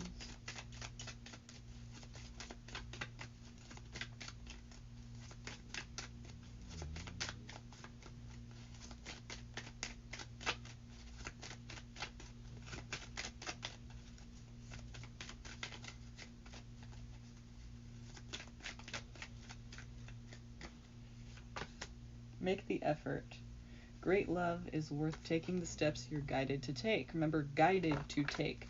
That's another reason you got to get in touch with your intuition and with your feminine yin side, the receptivity and the, you know, feeling of your feelings and, like, getting right with your intuition, getting that in check, because if you don't trust yourself, obviously there's problems. But here with make the effort, it's like the steps you're guided to take. So it's like you got to know how to listen to yourself and what you're guided to do for what's best for you. Make the effort. Great love is worth taking the steps you're guided to take. So that could be regarding your relationship too. What else do we have here for Nick? Children. Your love life is being affected by children. So this could be that you are discussing, you know, whether or not you want children, or this could be talking about, like, you know, somebody else's children. This could be talking about, you know, anyone who is a child, like, basically, like, if you babysit or you know, take care of your younger siblings or your nieces or, like, you know, anyone, your cousins or, like, whoever, like, the neighbor kids, I mean, children, your love life is being affected by children. Maybe there's, like, not a lot of time for you guys to be together because you're helping these children or whatever. Maybe you're discussing children, or, you know, it doesn't necessarily mean you're having children right now, but it just means your love life is being affected by them. So maybe they're around, taking up a lot of, you know, your energy or something. Not like taking up a lot of your energy, but you're just spending a lot of time with them. And that's, you know, you're not able to spend as much time with the person or whatever the case is for you. It says you deserve love. You are lovable. So remember that. It could be because you're kind of questioning that right now. You're kind of, you know, not living like that. Like, you're not living in the energy of, like, somebody who knows that, you know, or, like, you're just questioning, like, your worth kind of thing.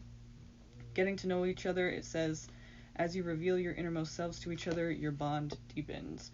So with this card, I always think, like, if you're not revealing your innermost self with each other, then your bond is probably not going to deepen. I mean, it will, but it won't deepen on, like, realistic, like, it won't be real, it won't be true, you know, because if you're not being yourself and you're not revealing who you really are, then you're kind of, like, building something that isn't going to last on what you really are, you know? It's like you're going to be disappointed, or you're going to be, like, building something that's not really true to you, and that's probably going to be disappointing. But who knows what will happen with that, but it probably won't work out in a way that it could work out if you guys were genuinely, getting to know each other. So you could get to know each other in a way that's not realistic or not real, but it says as you reveal your innermost selves to each other, your bond deepens. So if you're able to do that, then I trust that will happen. It says give your relationship a chance, work on your partnership. So you could be like having to deal with a lot of different things right now, but that's the most important thing in regards to love, is that you just have to work on it. Like, not all hope is lost. Things are not done just if they're not working. You just have to like work on it. Obviously, that's a no-brainer, but in this situation with you, whatever's happening, it kind of seems like, maybe you're kind of wondering if it's even gonna be worth your time, or if it's gonna work out the way you'd want it, or if it's gonna go in the direction you kind of wanted. But it's like, all you have to know is that, and this came up a few times actually, remember, make the effort, getting to know each other, and give your relationship a chance. It's like, first of all, there's a few things. Make the effort.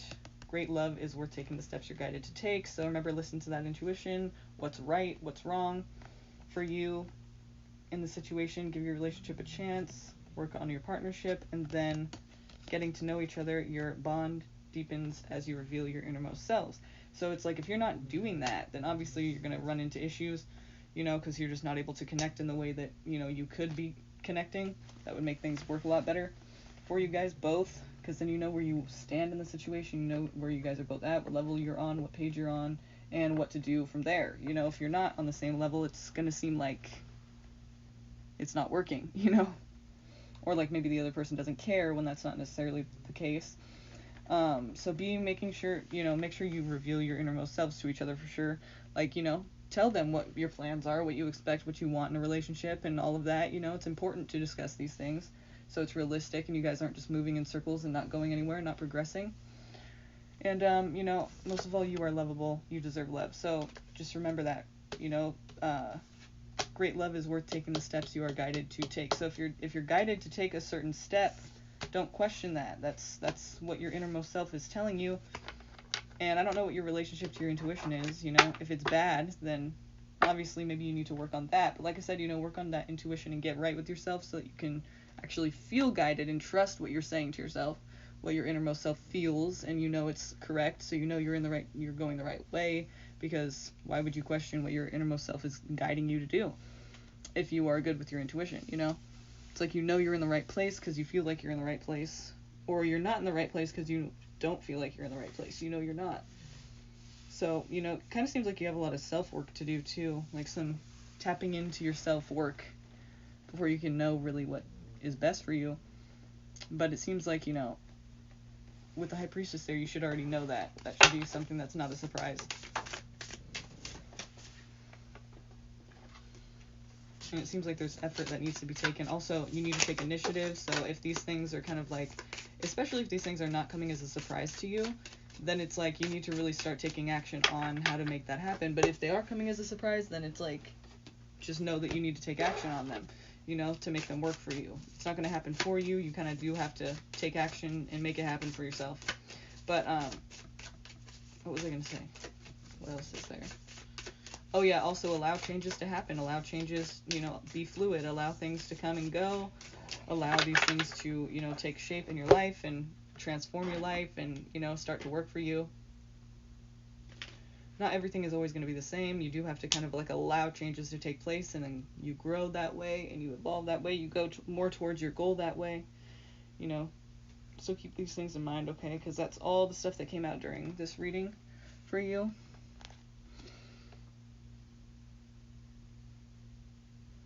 Okay.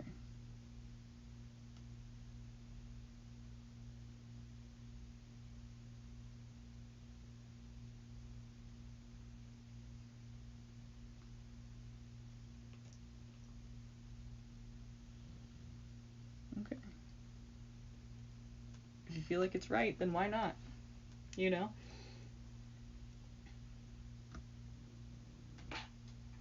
Sometimes people feel like, oh, well, if I feel like it's right, like, yeah, it feels right, but then when you think about it, like, a lot of times when you felt like something was right, it wasn't. So that's when you would be like, kind of like not in touch with your intuition type thing, because like, we should be seeing these things, we should be feeling these things. Yeah, some people are good at like really acting like they're perfect when they're not, and then you're blindsided. But like really, I mean, there should have been some kind of red flag, or there should be something. Like, you shouldn't be putting that much into a person anyway like that. Like, you got to see the flaws that are there and be realistic about it, because again, some people are really good at acting, but I mean, sometimes it's something that we just didn't want to see, you know?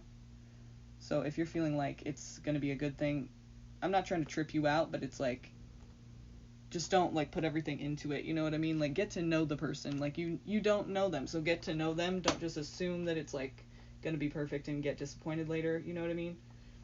So like, go for it, but like also be realistic, you know? Don't expect too much right away.